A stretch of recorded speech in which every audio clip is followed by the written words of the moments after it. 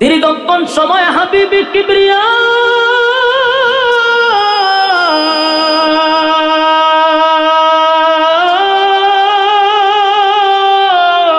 আল্লাহর কুদরতি পায়ে সাজদা দেয় রে। বেঈমানের বাচ্চাগুলি ওখানে দাঁড়াইয়া মুস্কি মুস্কি হাসে, আর নবীর গাড়ির মধ্যে নবীর কাঁধ মুবারকে ওই সমস্ত ময়লাগুলি এক জায়গায় রেখে দিছে। এটার ওজন নবী বহন করতে পারল না, সেজদার থেকেও মাথা তুলতে পারতেছে না। হঠাৎ করে রাস্তা দিয়া আবু বকর সিদ্দিক রাদিয়াল্লাহু তাআলা আনহু যখন যাচ্ছিল, নবীজির এই অবস্থা দেখে পাগল হয়ে গেছে। নবীর কাছে যাইতে গেলে তারা আবু লাহাব পোলারা বাধা দেয়, যাইতে দেয় না। নবীজির সাহাবী হযরত আবু বকর দৌড়াইয়া ফাতেমার কাছে গেছে। নবীজির কলিজার টুকরা ফাতেমা তখনও ছোট, গিয়া বলল, ফাতেমা তোমার বাবা খানায় কাবার সামনে নামাজরত অবস্থায় আছে।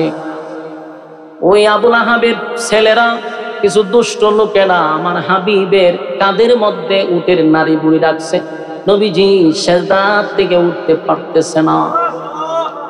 আম্মা জান ওই যে আবু বকর সিদ্দিক রাদিয়াল্লাহু তাআলা ওই কথা যখন ফাতেমাকে বললেন, ফাতেমা দৌড়াইয়া খানায় কাবার সামনে গিয়া দেখে কতগুলা বেঈমানগুলি দাঁড়াইয়া হাসতেছিল, আর আমার নবী সেজদায় পড়ে আছে, উঠতে পারে না।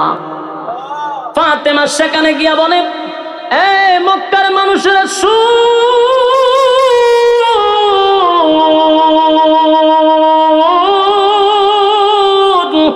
আমার বাবা আজকে 40টা বছর পর্যন্ত তোমাদের সঙ্গে উঠা বসা করছে, তোমাদের সঙ্গে চলাফেরা করছে, কোনোদিন তো কারো দিকে চোখ রাঙ্গাইয়া আমার বাবা তাকায় নাই, কারো কোনো ক্ষতিও করে নাই। তাহলে কেন তোমরা অনর্থক আমার বাবাকে এইভাবে তোমরা কষ্ট দিয়ে মজা পাও? কেন আমার বাবার কাঁধের উপরে উটের নারী বুড়ি তোমরা রেখে দিলা? আমার বাবা কি এমন অপরাধ করছে? তোমাদের কি এমন ক্ষতি করল?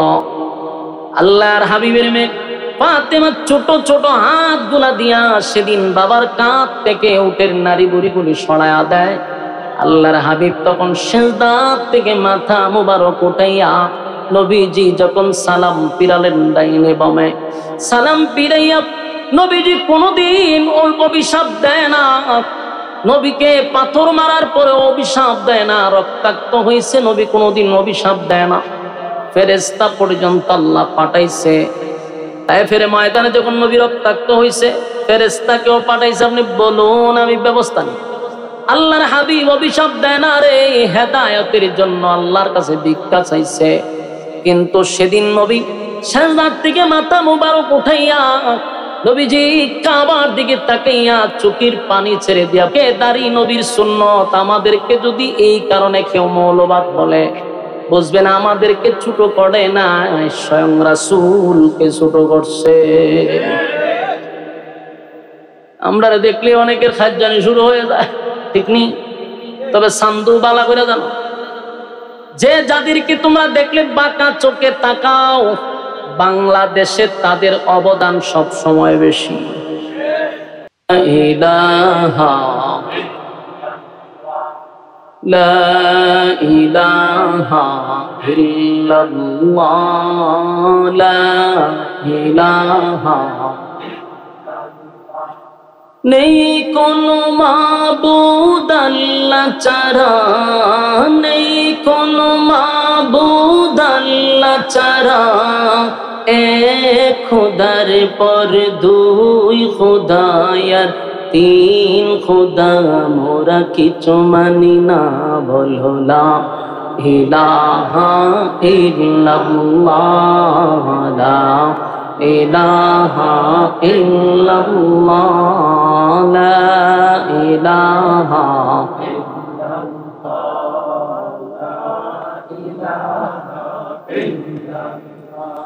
লা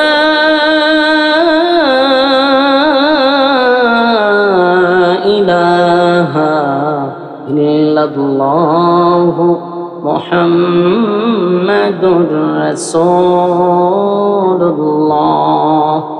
সাল্লাল্লাহু আলাইহি ওয়াসাল্লাম।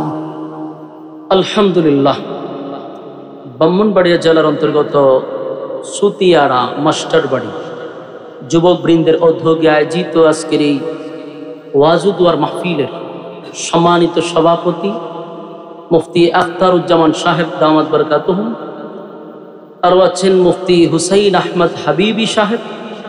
আজকের মাহফিলের যিনি প্রধান অতিথি ছিলেন, আজকের মাহফিলে যিনি বয়ান করেছেন, আমার আগ মুহূর্তে আপনাদের এলাকার সন্তান, আমাদের ব্রাহ্মণবাড়িয়ার এক সূর্য সন্তান, মুহাদ্দিস জামিয়া দারুল আরকাম আল ইসলামিয়া মাদ্রাসার সম্মানিত মুহাদ্দিস, বহু আলেমদের উস্তাদ আল্লামা মুফতি মাজহারুল হক কাসিমি সাহেব দামাত বরকাতুহুম চমৎকার কথা বলেছেন। এর আগে ওয়াজ করেছেন হযরত মাওলানা কৌসার আহমদ হাসানি সাহেব দামাত বরকাতুহুম, জালালউদ্দিন সাহেব, মাওলানা আনিসুর রহমান হামিদি সাহেব, মুফতি ইউসুফ হাবিবি সাহেব, হযরত মাওলানা মুখতার হুসাইন সাহেব, হযরত মাওলানা আরমান হুসাইন সাহেব, রাশিদুল ইসলাম সাহেব, রিয়াজউদ্দিন সাহেব, আনসার আল হাবিব সাহেব, তানবীর সাহেব, আবু বকর সিদ্দিক সাহেব সহ অতিথিবৃন্দ, মুআজ্জিজ মুকাররম হযরত উলামায়ে কেরাম, উপস্থিত আছেন নওজোয়ান তরুণ যুবক ভাইয়েরা, মুরব্বিয়ান আযম। মাইকের আওয়াজ যতটুকু দূরে যাচ্ছে, অবস্থানরত আছেন পর্দানিশী আমার মা ও বোনেরা, সকলকে আমার অন্তরস্থল থেকে জ্ঞাপন করছি মুবারক সবটুকুন শুকরিয়া আল্লাহ সুবহানাহু মহিয়ান গরিয়ান সর্বশক্তিমান আল্লাহ পাকের জন্য, যিনি অত্যন্ত দয়া মায়া করে এই আবহাওয়ার এই পরিস্থিতিতে, বৃষ্টি বাদলের দিনেও কাদার মধ্যে আপনারা দুনিয়ার সমস্ত কাজকর্মকে পিছনে রেখে দ্বীনি কিছু কথা শোনার উদ্দেশ্যে আল্লাহ রাব্বুল আলামিন এমন একটি জায়গায় আসার তৌফিক দান করেছেন সুস্থ শরীরে। এজন্য আমরা শুকরিয়া আদায় করছি আলহামদুলিল্লাহ। লক্ষ কোটি দুরুদ এবং সালাম আল্লাহর সৃষ্টির প্রধান আকর্ষণ জনাব মুহাম্মদুর রাসূলুল্লাহ সাল্লাল্লাহু আলাইহি ওয়াসাল্লামের উপর। সম্মানিত সুধী, অত্যন্ত গুরুত্বপূর্ণ একটি জায়গাতে আমরা বসছি। এখানে যতক্ষণ আমি বসা থাকব, গুনাহ হবে না এটাই সম্ভব। প্যান্ডেলের বাহিরে গেলে গুনাহ হবে এটাই সম্ভব। গুনাহমুক্ত এক পরিবেশে আমরা বসছি। যতক্ষণ বসা থাকবো, নাযালাত আলাইহিমুস সাকিনা, উপর থেকে সাকিনা রহমত নাজিল হবে। প্যান্ডেলের ভিতরে কষ্ট হলেও আমরা থাকার চেষ্টা করব এবং মোনাজাত পর্যন্ত আমরা থাকার চেষ্টা করব, এই মর্মে ওয়াদা করব ইনশাআল্লাহ। আল্লাহ বুঝার মানার তৌফিক দান করুক, আমিন। সম্মানিত সুধী, আল্লাহ যারে ভালোবাসে, বলুন আল্লাহ যারে ভালোবাসে, এই সমস্ত বান্দাদেরকে আল্লাহ দ্বীনের কাজে লাগায় রাখে। আপনি আমাকে যদি আল্লাহ ভালোই না বাসত, তাহলে আপনি এবং আমার মতো বহু মানুষ রাস্তা ঘাটে, দুগান পাটে বেহুদা অনর্থক নিষ্প্রয়োজনে গিয়ে দেখবেন আড্ডায় লিপ্ত, গল্পতে ব্যস্ত। কিন্তু আল্লাহ রাব্বুল আলামিন এই সমস্ত জায়গা থেকে আপনাকে জান্নাতি এক মজলিসে বসায় রাখছে। মাজালিসুল কোরআন, মাজালিসুল্লাহ। কোরআন হাদিসের মজলিসটা এটা আল্লাহর মজলিস। তো আল্লাহ পছন্দই যদি না করতো এখানে বসাইতো নি। হ্যাঁ, তো বুঝবেন, যখনই আপনি কোনো ইবাদত বন্দেগী করতে পারবেন, যখনই আপনি মসজিদে যাবেন, যখনই আপনি দ্বীনি মজলিসে বসবেন, বুঝবেন আল্লাহ আপনাকে ভালোবাসে। আল্লাহ যে ভালোবাসে তার লক্ষণ। ভালোবাসিটার একটা এক্সাম্পল হলো আমরা এখানে বসতে পারছি। বাস্তব না বাস্তব? বসতে পারছি। এই জন্য আল্লাহর পক্ষ থেকে এটাই আমাদের জন্য সবচেয়ে বড় এক নিয়ামত। যে ফিতনা ফাসাদের যুগে, জাতির এক ক্লান্তি লগ্নে এই মানুষগুলাকে আল্লাহ দ্বীনি মজলিসে বসায় রাখছে। আল্লাহ আমাদেরকে দুনিয়া আখিরাতের ইজ্জত আর সম্মান দান করুক, আমিন। সম্মানিত সুধী, আমি আপনাদের সামনে প্রসিদ্ধ একটি সূরা, কোরআনের 30 পারায় সূরাটি স্থান পেয়েছে। সূরাটির নাম হলো সূরা লাহাব। এই সূরার দুইটি নাম, একটি হলো সূরা লাহাব আর একটি হলো সূরা মাসাদ। এই সূরাটি আল্লাহ রাব্বুল আলামিন কেন নাজিল করলেন? এই সূরা লাহাব আমরা তেলাওয়াত পড়ি, জানা দরকার এই সূরাটা আল্লাহ কেন নাজিল করলেন। সূরা ফাতিহা নাজিল হওয়ার পরেই এই সূরাটা নাজিল হয়েছে। সূরা ফাতিহা নাজিল হওয়ার পরে এই সূরা লাহাব নাজিল হয়েছে। এই সূরাতে 5টি আয়াত আছে। 3টি আয়াত হলো আবু লাহাবকে নিয়ে, আর 2টি আয়াত হলো আবু লাহাবের বউকে নিয়ে। একই সূরার মধ্যে জামাই বউ দুজনকে নিয়ে আল্লাহ আলোচনা করছে। 3টা আবু লাহাবের জন্য আর 2টা এই তার বউ উম্মে জামিলের জন্য। তো রাসূল আরবি সাল্লাল্লাহু আলাইহি ওয়াসাল্লামের 10 জন চাচার মধ্যে আবু লাহাব রাসূলের আপন চাচা। এই আবু লাহাব তার আসল নাম না, তার নাম হলো আব্দুল উজ্জা। এই নামটা যেহেতু শিরকি নাম, তাই আল্লাহ কোরআনে তার নামটা উল্লেখ করে নাই। তার উফাদি যেটা ছিল আবু লাহাব, এটা তার উফাদি, এটা তার নাম না। তাই আল্লাহ রাব্বুল আলামিন তার উফাদি দিয়া এই সূরার নামকরণ করছে। সূরা লাহাব বলার উদ্দেশ্য হলো সূরাটার মধ্যে 2 জায়গায় লাহাব শব্দ আসছে, এক জায়গায় মাসাদ, ফি জিদিহা হাবলু মিন মাসাদ। এজন্য এই সূরার আরেকটা নাম হলো মাসাদ। তো দেখেন, আবু লাহাবের নাম আবু লাহাব না, তার উফাদি ছিল। উফাদি আবু লাহাব কেন? আবু লাহাবের অর্থ হইল একেবারে আগুনের মতো। আগুন দেখতে কিরকম? লাল। আগুনের মাথাটা দেখবেন মোমবাতির মাথা, এটা একটা গোল্ডেন কালারের মতো, লাল বর্ণ। আবু লাহাব একেবারে সুন্দর ছিল, লাল টকটকা ছিল, এই জন্য তারা মানছে আবু লাহাব ডাকতে হয়। এই নামটা পরিচিত হয়ে গেছে। আল্লাহ রাব্বুল আলামিন তার উফাদি নামেই সূরার নাম করেন। তো রাসূল আরবি সাল্লাল্লাহু আলাইহি সাল্লামের মক্কি জিন্দেগিতে এই সূরাটা নাজিল হয়েছে। সূরাটা মক্কি সূরা, তাও সূরা ফাতিহার পরেই সূরাটা নাজিল হয়। রাসূল আরবি সাল্লাল্লাহু আলাইহি সাল্লাম 40 বছর আগে, মানে কোরআন নাজিল হওয়ার আগ পর্যন্ত এই আবু লাহাব ছিল রাসূলের সবচেয়ে মহব্বতের একজন চাচা। আবু লাহাব রাসূলকে খুব বেশি পছন্দ করত, রাসূলকে নিয়ে সে সমাজে গর্ব করত। মানুষকে বলতো যে আমার বাতিজা হলো মুহাম্মদ সাল্লাল্লাহু আলাইহি ওয়াসাল্লাম, আমার বাতিজা মুহাম্মদ,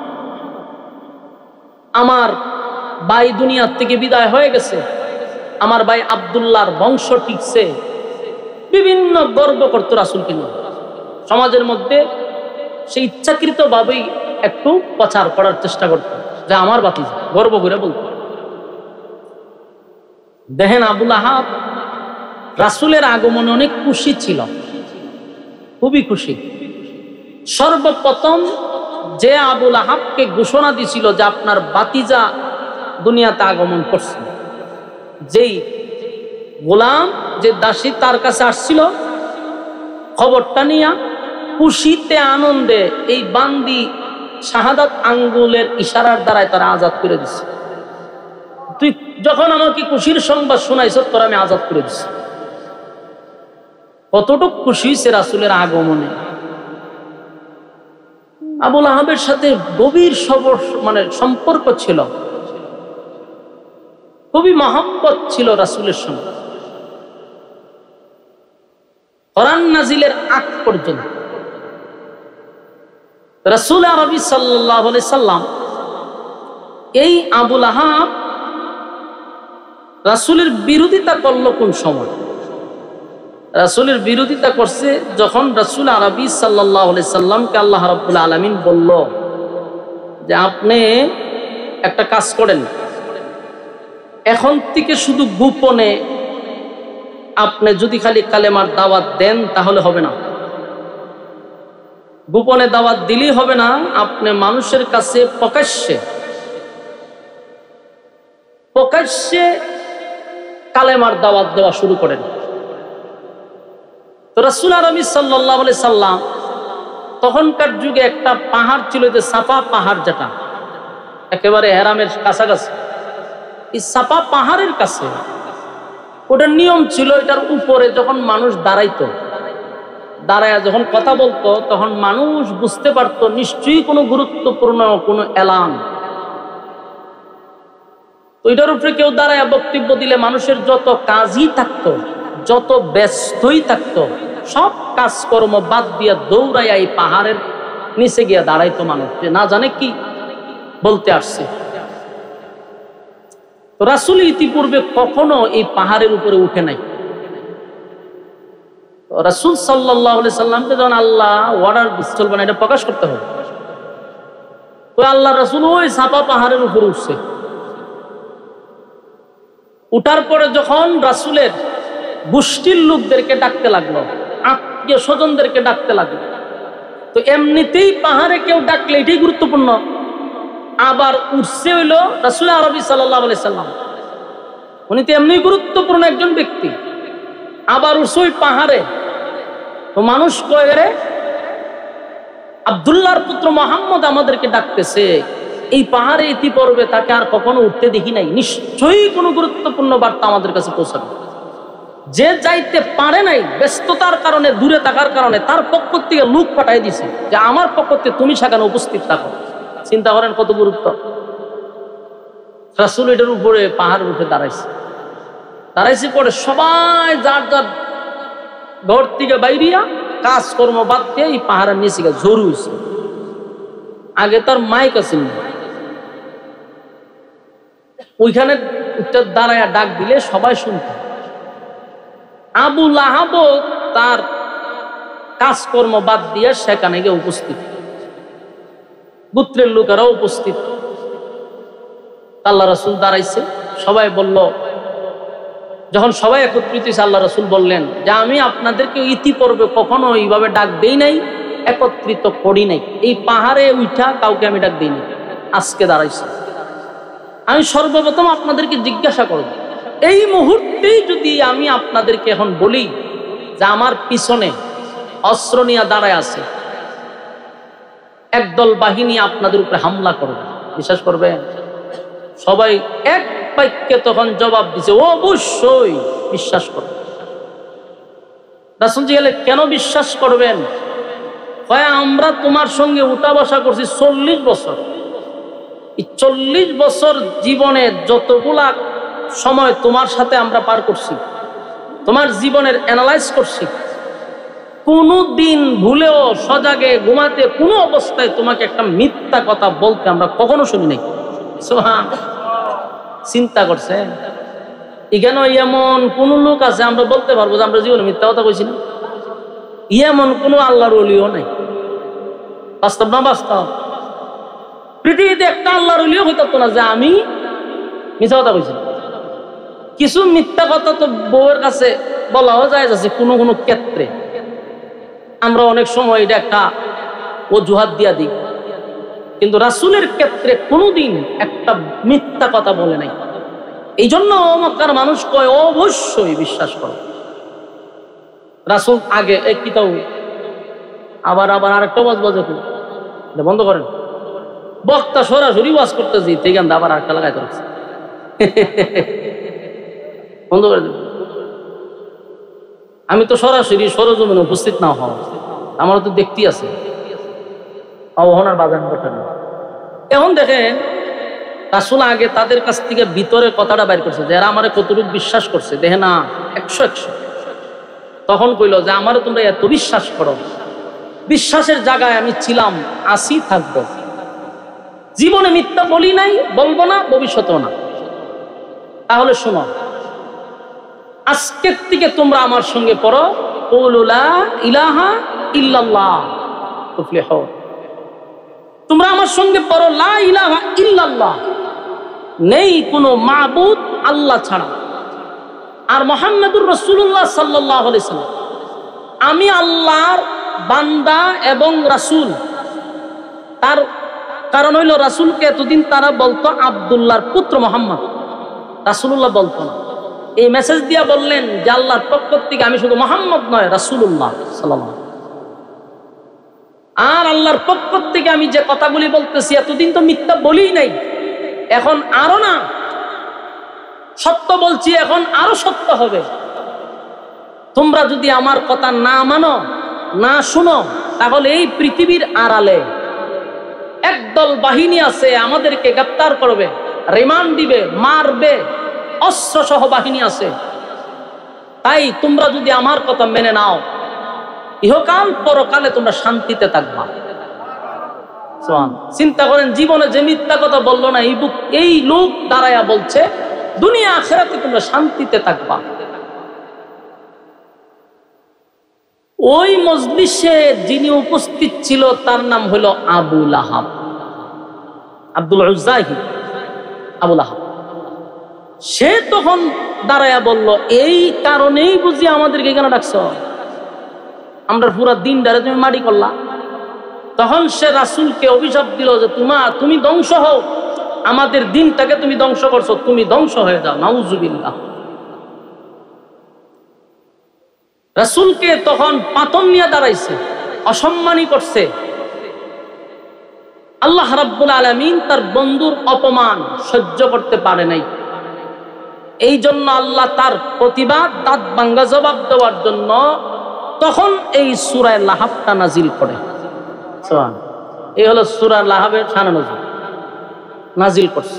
নাজিল করে কি কয়, আবু লাহাব কইছে আপনি ধ্বংস হন, আর আল্লাহ কয় আমার রাসূল ধ্বংস হবে না। তাব্বাত ইয়াদা আবি লাহাবিন ওয়া তাব, আমার রাসূল ধ্বংস হইতো না, বরং তুই ধ্বংস হবি। বলো না আল্লাহর রাসূল ধ্বংস হবে না, সে নিজে ধ্বংস হইব।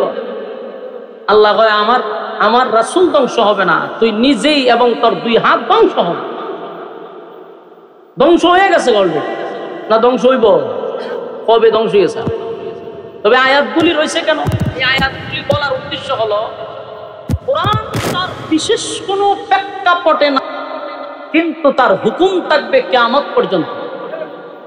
কারণ হুকুমটা কিয়ামত পর্যন্ত কেন থাকবে, কিয়ামত পর্যন্ত আবু লাহাব মার্কা লোক পৃথিবীতে আসবে কিনা, আছে কিনা, কথা হয় না, আসেনি। এই জন্য আয়াত আছে, সূরা আছে, হুকুম থাকবে কিয়ামত পর্যন্ত। কারণ আবু লাহাবের বংশধররা এখন আছে, তারা এই আয়াত থেকে শিক্ষা নেওয়ার জন্য আল্লাহ বলেন তাব্বাত ইয়াদা আবি লাহাবিন ওয়া তাব। এরে রাসূল ধ্বংস হবে না, আমার বন্ধু ধ্বংস হবে না, তোর 2 হাত ধ্বংস হবে, তুই নিজে ধ্বংস হবি, এতে কোনো সন্দেহ নাই। প্রতিবাদ করছিনি, কথা কয় না। এরপর আল্লাহ বলেন মা আগনা আনহু মালুহু ওয়া মা কাসাব, তার যত সম্পদ আছে এটিও ধ্বংস হইব। কেন ধ্বংস হইব, কারণ এর সম্পদ আছিল প্রচুর। এই সম্পদ নিয়ে হে খুব গর্ব করত, হের সন্তান আর সম্পদ নিয়ে গর্ব বেশি করত, অহংকার দেখাইত। তাই আল্লাহ কয় তোর সম্পদও থাকতো না, সব ধ্বংস হইব, এটা নিশ্চিত থাক। তোর উপার্জিত সম্পদ ধ্বংস হবে, এতে কোনো সন্দেহ নেই। কথা বুঝতেছেন আমার? এরপর আল্লাহ বলেন সায়াসলা নারান যাতা লাহাবি ওয়া ইমরাআত, আল্লাহ বলেন এই আবু লাহাব শুধু সে তার মাল না, শুধু তার মাল আওলাদ কোনটাই কাজে আসবে না, আসে নাই। তো আবু লাহাবের ব্যাপারে আল্লাহ রাব্বুল আলামিন 3টা আয়াতে আবু লাহাবের কথা বলছে, আর বাকি 2 আয়াতে ওই হেরবোর কথা বলছে, একটু পরে বলতেছি।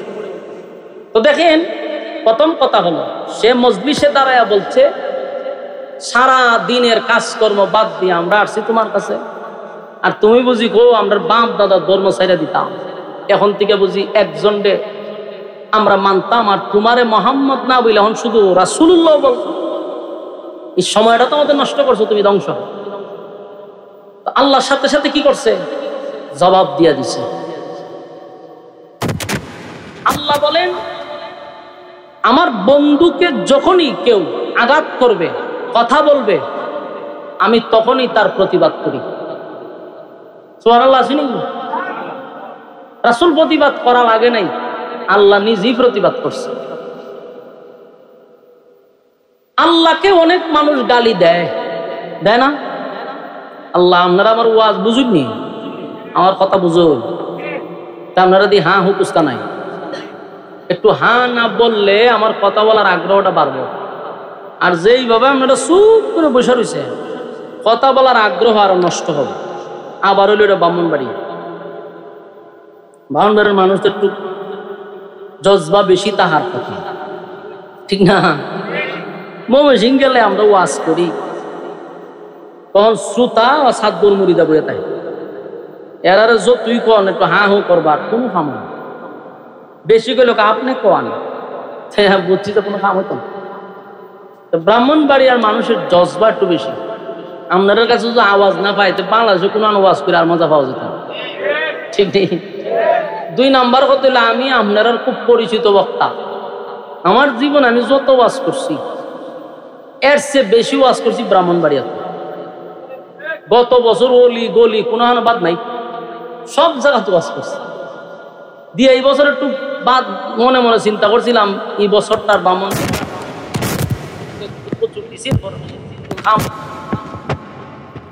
জোর করে আর যদি না দেয় তো টাকা সিস্টেম জানে যে এখানে গেলে খাম। আমি একদিন হুজুর গাইছি পার্সোনাল ভাবে হুজুর মানুষ আপনার কাছে চাইব, ঠিক আছে, আপনার দোহাই দিয়ে আমার উপরে জুলুম করে। তখন হুজুর আমি তো এক জায়গায় ওয়াদার দিয়া লাইছি, অনা আপনার নাম শুন না যদি আমি এটা খাইটা দিই, ওয়াদা আবার খারাপ করলাম না। এখন একজন হুজুর কি করবো যে আরেক জায়গায় ওয়াদা নষ্ট করো? হুজুরে ভাঙ্গিয়া কইছে, হুজুরে বুঝছে, এখন আর গে আপনি হামানে হুজুরে ভাঙ্গিয়া কই দিছে। তা আমি আসলে ব্রাহ্মণবাড়িয়ার মানুষ আমার মহব্বত বেশি করে, ভালোবাসে, বিরোধিতাও করে, মহব্বতটাও বেশি করে, ঠিক নেই? কোনো ভুল হইলে 14 গোষ্ঠী আমার আবার বাউন্ডারি উদ্ধার করে দেয় ফেসবুকের মাধ্যমে, আবার মহব্বতটাও এরা বেশি করে। তো যাই হোক, তা আপনারা যদি একটু হ্যাঁ না কই তাহলে আমার কথা বলার আগ্রহ বাড়বে, এমনি দামও বাড়তো না। চিন্তা করে আছে যে বেশি জোরে বলে হুজুরে দাম বেড়ে জায়গা, এর লিগে আসলে জোরে পায় না, আসলে দাম বাড়াইবার লাগে না। হ্যাঁ না কইলে আমার কথা বলার আগ্রহ বাড়ে, উদ্দেশ্য এটা। কথা বুঝছেন নি? আচ্ছা যাক, এখন দেখেন রাসূল আরবি সাল্লাল্লাহু আলাইহি সাল্লামকে গালি দিলে আল্লাহ নিজেই প্রতিবাদ করে। মানুষ দেখবেন আল্লাহরে গালি দেয়, দেয় না? আগে দিত, এখন দেয় না? এখনো দেয়। দান দিছে উঠানের মধ্যে, বৃষ্টি আইলে আল্লাহরে বাবা তুলে লাগে। আল্লাহ দেখে না আজকে তো দানটা দিছি, আল্লাহ দেখছে না? এই একটা বিভিন্ন ভাবে আল্লাহকে গালমন্দ করে। রোগ হইলে হয় আমার উপরে খালি ঠাড়া ভরে, আর মানুষ দেখে না, ঠিক নেই? মানুষ এইভাবে হয়। আল্লাহ হয় আমার গালি দিলে আমার কষ্ট বেশি একটা লাগে না, কারণ নিজের বাচ্চায় যদি দুষ্টামি করে অন্য মানুষের বিরক্তি লাগে দুষ্টামি দেখলে, কিন্তু বাবার কিন্তু ভালো লাগে। বাস্তব না বাস্তব? দুষ্টামি করলো ভাল লাগে, যে করতে থাক, নাচতে থাক, তোর নাচে ভাল লাগে। কিন্তু ভারতের মানুষ তো চপ বেশি শতানি করে ফুলাটা, এটার ফুটো দেন আসর আছে, মেজাজ গরম হয় বাপের, যে তোর যদি ভারতাম জুতা দা ভিড়াইলাম না, আমার ফুলা দুষ্টামি করে আমার কাছে ভালো লাগে, তোর ভালো না লাগলে কি তুই?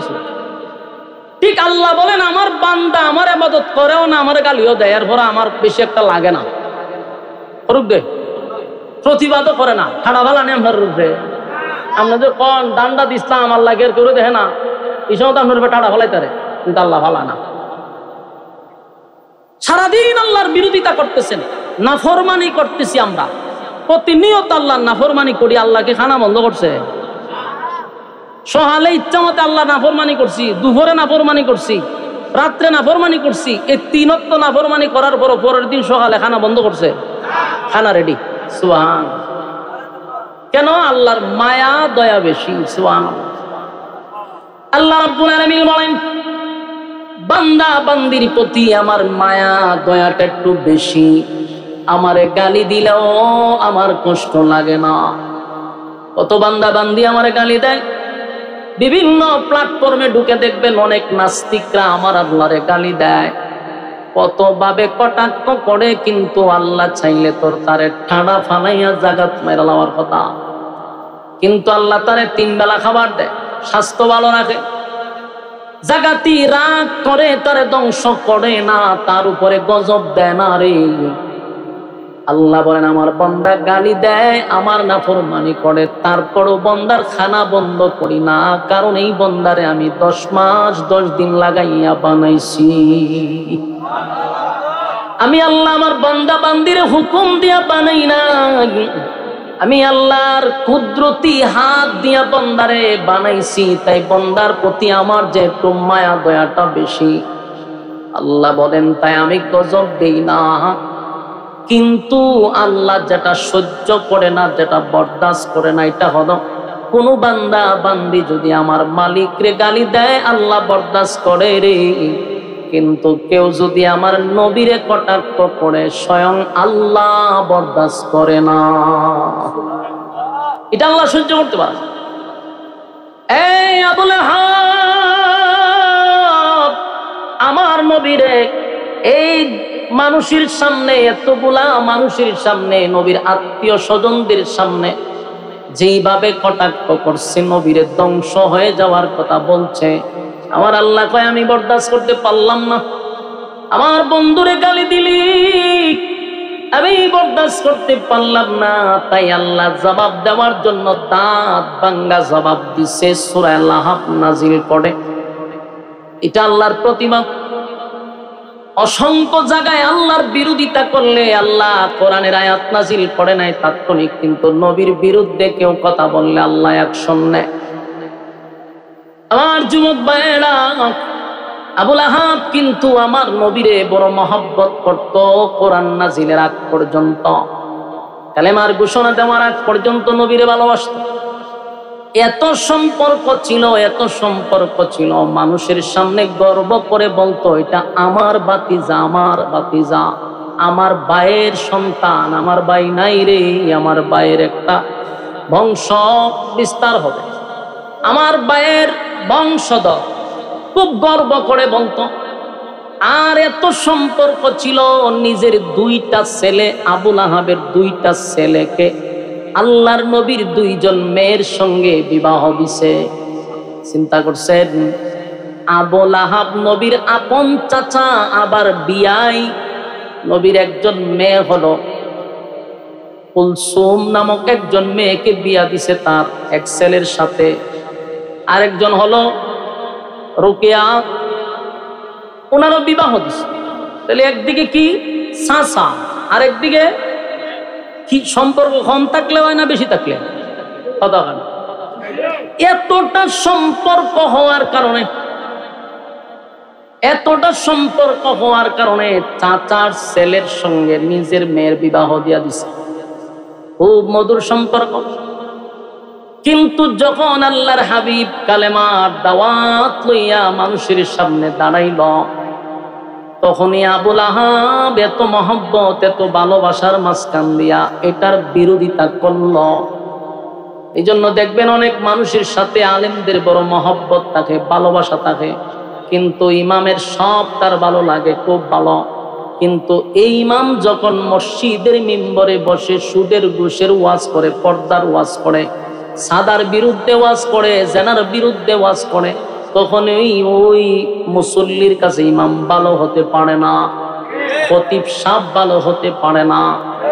এমনি তো সম্পর্কই বালা, গরম ভাত তরকারি সব হুজুরের একেবারে কামরাতে নিয়ে পৌঁছায় দেয়।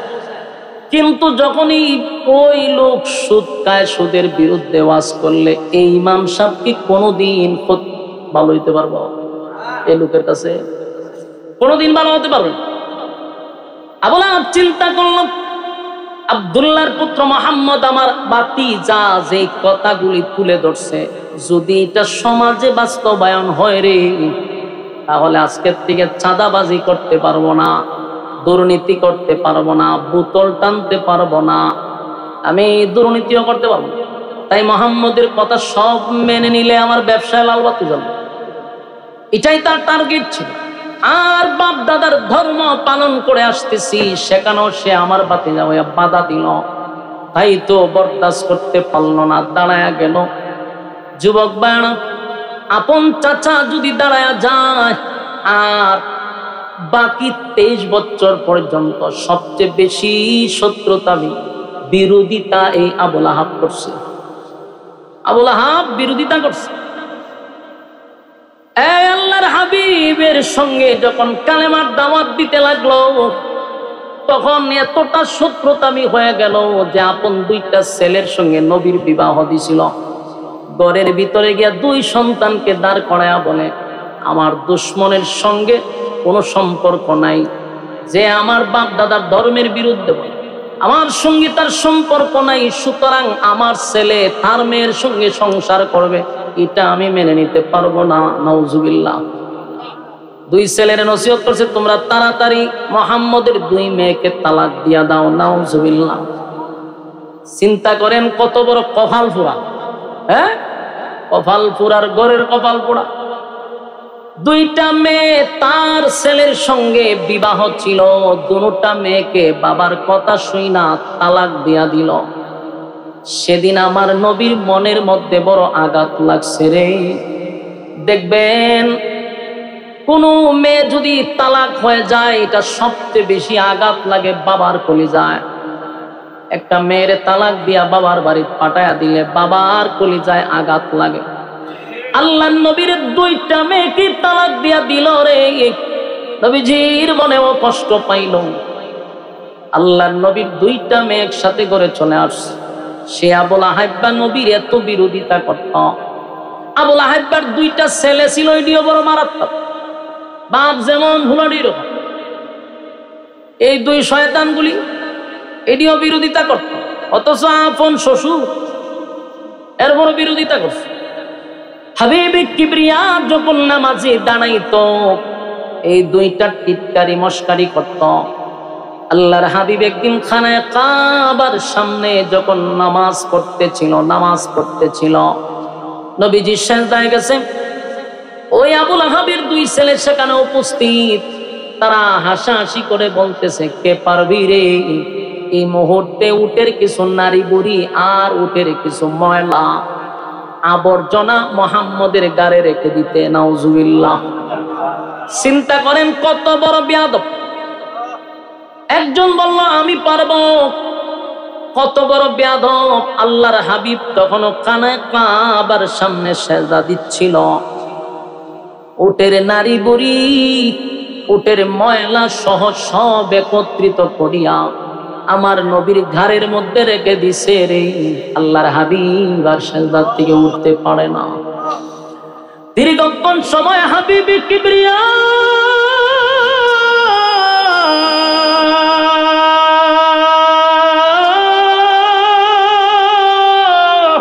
আল্লাহর কুদরতি পায়ে সেজদা দেয় রে। বেঈমানের বাচ্চাগুলি ওখানে দাঁড়াইয়া মুস্কি মুস্কি হাসে, আর নবীর গাড়ির মধ্যে নবীর কাঁধ মুবারকে ওই সমস্ত ময়লাগুলি এক জায়গায় রেখে দিছে। এটার ওজন নবী বহন করতে পারলো না, সেজদা থেকেও মাথা তুলতে পারতেছে না। হঠাৎ করে রাস্তা দিয়া আবু বকর সিদ্দিক রাদিয়াল্লাহু তাআলা আনহু যখন যাচ্ছিল, নবীজির এই অবস্থা দেখে পাগল হয়ে গেছে। নবীর কাছে যাইতে গেলে তারা আবুল আহাবের পোলারা বাধা দেয়, যাইতে দেয় না। নবীজির সাহাবী হযরত আবু বকর দৌড়াইয়া ফাতেমার কাছে গেছে। নবীজির কলিজার টুকরা ফাতেমা তখনও ছোট, গিয়া বলল, ফাতেমা তোমার বাবা খানায় কাবার সামনে নামাজরত অবস্থায় আছে। ওই আবুল আহাবের ছেলেরা, কিছু দুষ্ট লোকেরা আমার হাবিবের কাঁধের মধ্যে উটের নারী বুড়ি রাখছে। নবীজি সেজদা থেকে উঠতে পারতেছে না।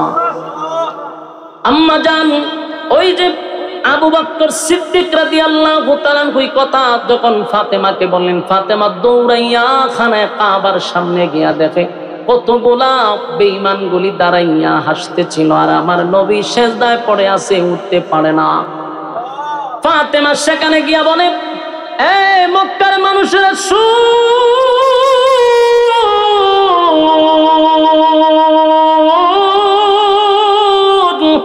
আমার বাবা আজকে 40টা বছর পর্যন্ত তোমাদের সঙ্গে উঠা বসা করছে, তোমাদের সঙ্গে চলাফেরা করছে, কোনদিন তো কারো দিকে চোখ রাঙ্গাইয়া আমার বাবা তাকায় নাই, কারো কোনো ক্ষতিও করে নাই।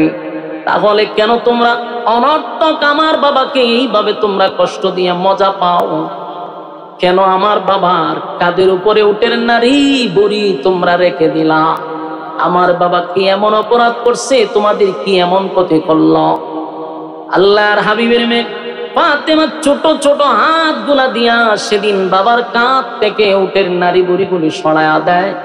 আল্লাহর হাবিব তখন সিজদা থেকে মাথা মুবারক উঠাইয়া নবীজি যখন সালাম পিরালেন ডাইনে বামে, সালাম পিরাইয়া নবীজি কোনদিন অভিশাপ দেয় না, নবীকে পাথর মারার পরে অভিশাপ দেয় না, রক্তাক্ত হয়েছে নবী কোনদিন অভিশাপ দেয় না।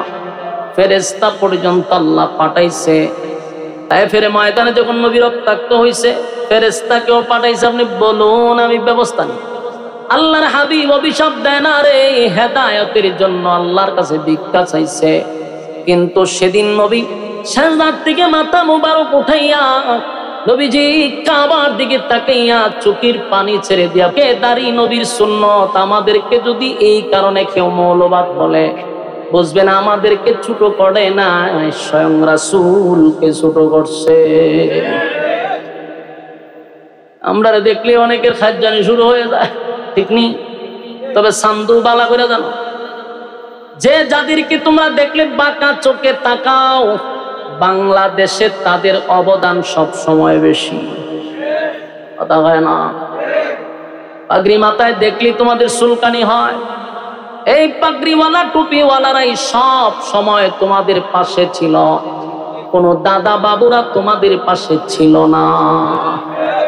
যখনই তোমরা বিপদে পড়ছো আলেমরা দরকার, বিপদ থেকে উদ্ধার এলাকা মৌলবাদী। বাস্তব না বাস্তব? সাবধান। মৌলবাদ বলতে কারে বোঝাও? স্বয়ং কিন্তু মদিনা পর্যন্ত পৌঁছে যায়। সাবধান, আমরা এইভাবে যেন কাউকে কটাক্ষ না করি। কথা হয় না? তারি ডুবি রাখলে বুঝি মৌলবাদ? অগ্রিমাতায় পাঞ্জাবি গায়ে দেখে যদি লোকে উগ্রবাদী জঙ্গিবাদী বলে আমায় ডাকে। অগ্রিমাতায় পাঞ্জাবি গায়ে দেখে যদি লোকে উগ্রবাদী জঙ্গিবাদী বলে আমায় ডাকে। দুঃখের সীমা নাই আমি কি করে বোঝাই, দুঃখের সীমা নাই আমি কি করে বোঝাই। আলেমরা কেউ উগ্রবাদী জঙ্গিবাদী নয়, আলেমরা কেউ উগ্রবাদী জঙ্গিবাদী নয়। হে, কথা ঠিক নেই? অগ্রিমাতায় পাঞ্জাবি গায়ে দেখে যদি লোকে উগ্রবাদী জঙ্গিবাদী বলে আমায় ডাকে। দুঃখের সীমা নাই আমি কি করে বোঝাই, দুঃখের সীমা নাই আমি কি করে বোঝাই। আলেমরা কেউ উগ্রবাদী জঙ্গিবাদী নয়, আলেমরা কেউ উগ্রবাদী জঙ্গিবাদী নয়। অস্ত্রের ওই গুদাম রেখে কলেজ ভার্সিটিতে উগ্রবাদী জঙ্গিবাদী খুঁজে মাদ্রাসাতে। বাস্তব না বাস্তব? আপনারা আওয়াজ পাও। উগ্রবাদী জঙ্গিবাদী কোথায় থাকে? হ্যাঁ, বাল কলেজ ভার্সিটিতে রান্দা পাওয়া যায়, অস্ত্র পাওয়া যায়, আর এক খুঁজে মাদ্রাসা। হাস্যকর, বলুন কি হাস্যকর? অস্ত্রের ওই গুদাম রেখে কলেজ ভার্সিটিতে উগ্রবাদী জঙ্গিবাদী খুঁজে মাদ্রাসাতে, ঠিক কিনা? মাদ্রাসাতে খুঁজলে কি আর জঙ্গি পাওয়া যায়? হ্যাঁ, মাদ্রাসাতে খুঁজলে কি আর জঙ্গি পাওয়া যায়? আলেমরা কেউ উগ্রবাদী জঙ্গিবাদী নয়, তাই পাঞ্জাবি গায়ে দেখে যদি লোকে উগ্রবাদী জঙ্গিবাদী বলে আমায় ঢাকে। এই ক্যাপসুল বাংলাদেশ আর খায় না। কথা বল না দি, এই ক্যাপসুল বাংলাদেশের জনগণ খায় না। রোগ প্রতিরোধ ক্ষমতা বেড়ে গেছে, আগে এক সময় খাইত, তখন খায় না। এই ক্যাপসুল বারবার খাওয়াই না, কারণ রোগ প্রতিরোধ ক্ষমতা এখনকার জেনারেশনদের বেড়ে গেছে। এক ক্যাপসুল আর কত খাওয়াইবে, এটা খাওয়াইয়ের না। আল্লাহর রাসূল সাল্লাল্লাহু আলাইহি সাল্লামের লেবাস আলেমরা ধরছে, কথা কয় না? লেবাস আমরা কার ধরছি? আমরা রাসূলের লেবাস ধরছি। সুতরাং আমাদেরকে ছোট করলে এটাতে মদিনাওয়ালা ছোট হয়ে যায়। কথা বুঝুননি? হ্যাঁ, কি তাও ওইদিকে তাকান না, এদিকে তাকান। তো আমরা নবীর সুন্নাহ রাখি নবীরে খুশি করবার লাগে, মাথায় ফাগরি দে কারে খুশি করবার লাগে? নবীরে খুশি করবার লাগে। পাঞ্জাবি ভরি নবীরে খুশি করবার লাগে। সুতরাং আমরা অন্য কাউরে খুশি করি না। এটার কারণে যদি আমরা অপবাদ দেওয়া হয়, এই অপবাদ কই পর্যন্ত যায় হিসাব আছে? সম্মানিত শুধু তো আমি যেন বলতেছিলাম, সাবধান, রাসূলের বিরোধিতা কেউ করে না সরাসরি, কিন্তু যখন রাসূলের সুন্নাহ নিয়ে বিরোধিতা করবে বুঝবেন এর উদ্দেশ্য ভালো না। এর উদ্দেশ্য ভালো না।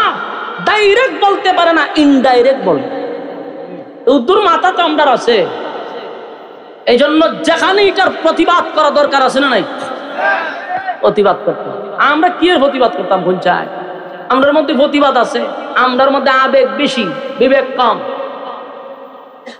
বাহিরের লোকেরা তো গালাগালি করবে, এখন যে লেবাসদারি লোকেরাও গালাগালি করে আলেমদেরকে নিয়ে, এটার প্রতিবাদ করেন না কেটে? হ্যাঁ, প্রতিবাদ কেড়ে করেন না? কিছুদিন আগে ব্রাহ্মণবাড়িয়াতে আমাদের পুরা ব্রাহ্মণবাড়িয়ার কৃতি সন্তান, রাজপথের লড়াকু সৈনিক আল্লামা শেখ সাজিদুর রহমান সাহেবকে নিয়ে কত বড় সাহস, কত বড় তার কলিজা, দাঁড়ায় গালি দিচ্ছে। আলহামদুলিল্লাহ, ব্রাহ্মণবাড়িয়া তো প্রতিবাদের ঝড় উঠছে। এইভাবে প্রতিবাদ করতে হবে, না হলে মুনাফিকরা লেবাসদারি, লেবাস দইরা দইরা আলেমদেরকে গালি দেয়। উদ্দেশ্য তো এখানে না, এটা মদিনা পর্যন্ত। বাস্তব না বাস্তব? এরপরে দেখেন, বাংলাদেশের মধ্যে যদি সবচেয়ে বড় আলেম থাকে, এর মধ্যে একজন উল্লেখযোগ্য, এশিয়া মহাদেশের মধ্যে একজন আলেম হলো জাতীয় মসজিদের খতিব বর্তমানে আব্দুল মালেক হাফিজাহুল্লাহ। বাংলাদেশের মধ্যে ওয়ান পিস একজন আলেম, সব দলের মানুষ এটা সাপোর্ট করতে বাধ্য। এত বড় একজন বিজ্ঞ আলেম, আবার জাতীয় মসজিদের খতিব। এই অত বড় একজন আলেমকে প্রকাশ্যে আইসা যেই সমস্ত কুরুচিপূর্ণ বক্তব্য দিছে লেবাসদারি মৌলবীরা, কয়জন তার নামে মামলা দিছি? বলেন, কয়জন মামলা দিছি? কেন আমাদের ওলামায়ে কেরাম নাই ডাকাতে? ওনার ছাত্র নাই? আমরা যে তাদেরকে ছাড় দিতেছি, এদের বুকের ফাটা তো বেড়ে যেতেছে। প্রত্যেকটা আলেমদের কলিজায় রক্তকরণ হয়েছে তার এই কুরুচিপূর্ণ বক্তব্য দিকটা। এটা আবার হইল আমাদের আব্বাসী সাহেবের কাছের লোক, ছাত্র, খাদেম। আব্বাসী সাহেবকে আমার এই মেসেজ হলো, আপনাকে আমাদের কওমি অঙ্গনের আলেমরা কিন্তু মহব্বত করে, বুঝলা যায় না। বাংলাদেশে যদি আপনি 100টা মাহফিল করেন, এর 85% মাহফিল তো আমাদের অঙ্গনে আপনি করেন। আমরা আপনাকে ভালোবাসতে শুরু করছিলাম। আমাদের অধিকাংশ মাদ্রাসায় আপনাকে দাওয়াত দেওয়া হয়। আমাদের বড় বড় শায়েখদের সাথে আপনাকে দেখে আমরা অত্যন্ত আনন্দ পাই যে বিজ্ঞ একজন আলেম দরকার। কিন্তু আপনার ছাত্র যে ব্যবহারটা করছে, এটা ক্ষমার যোগ্য না। কথা হয় না? যদি আব্বাসী সাহেবের ছাত্র না হইতো, তাহলে আমি আশরাফি আজকে কি পরিমাণ গাইলাম হইলে। এখনো ওনার দিকে তাকায় আছি। আপনি যথাযথ ব্যবস্থা আপনার ছাত্রের বিরুদ্ধে নেন। আপনার প্রতি যে সম্মান আর ভক্তি আর শ্রদ্ধা আছে আমাদের, এটা কিন্তু দিন তো দিন কমে যাবে। শুধু তাই নয়, একটা সময় দরজার বাঁধ ভেঙে গেলে আমাদের মুখে আর তালা লাগাইতে পারবেন না। সুতরাং বাংলাদেশের অসংখ্য আলেমদের হৃদয়ে রক্তকরণ হয়েছে, একটা বক্তব্য নয়। পরে সে আবার লাইভে আইসা আরো যে কুরুচিপূর্ণ বক্তব্য দিছে, এটা মাহফিলে প্রকাশ করার মতোই না। চিন্তা করেন তার মুখের ভাষা কত বিশ্রী। সে আরো বুড়া আঙুল দেয়, তোরা কিতা করবি কর, ইঙ্গিত দেখ আমার নিচের রুম ছিলালা, নাউজুবিল্লাহ। তাহলে একটা কথা ইয়াদ রাখবেন, যখন আমি বেয়াদবি করব তখন মানুষ কয় হের উস্তাদটা আগে দেখতে, ঠিক নেই? তখন কিন্তু আমার ব্যবহারে, আচার ব্যবহারে ওই আমার মা বাপকে মানুষের চিন্তা করে, আনলে আমার উস্তাদরে চিন্তা করে। মানুষ কিন্তু অলরেডি আব্বাস সাহেব আপনারা নিয়ে চিন্তা করা শুরু করে দিছে, কারণ এর ভাষা যেই পরিমাণ খারাপ আর সে উগ্র এবং কুরুচিপূর্ণ বক্তব্য দিছে। আপনার মতো একজন প্রসিদ্ধ লোক আপনারা নিয়ে চিন্তা করা শুরু করছে মানুষ। তো আমি বলবো এটা শুধু আলেমদেরকে গালি দিলে, আলেমকে গালি দেওয়া হয় না, মদিনা পর্যন্ত চলে যায়। এই জন্য গালি দিতে গেলে সাবধান সাবধান, কারণ এই গালি শুধু এখানে সীমাবদ্ধ থাকে না। কারণ উলামায়ে কেরাম হচ্ছে রাসূলের ওয়ারিস। আপনি যদি আমার বাচ্চারে গালি দেন, তাহলে আমার বাচ্চারে গালি দিলে কি আমার বাচ্চারই কষ্ট লাগছে না আমার কষ্ট লাগছে? আমার কষ্ট লাগছে, স্বাভাবিক কষ্ট লাগবে। নবীর ওয়ারিসকে গালি দিলে স্বয়ং মদিনাওয়ালা কষ্ট পায়, এটা আপনি আমার মাথায় থাকতে হবে। কথা কি ক্লিয়ার? আর যুবক ভাইরা, ঠিক তেমনি ভাবে হাবিবে কিবরিয়াকে যখন গালি দেয়, কেউ আমার নবীরে কষ্ট দেয়, আল্লাহ বলেন সব বরদাস্ত করতে পারি রে, আমার নবীরে যদি কেউ গালি দেয় আমি আল্লাহ বরদাস্ত করতে পারি না।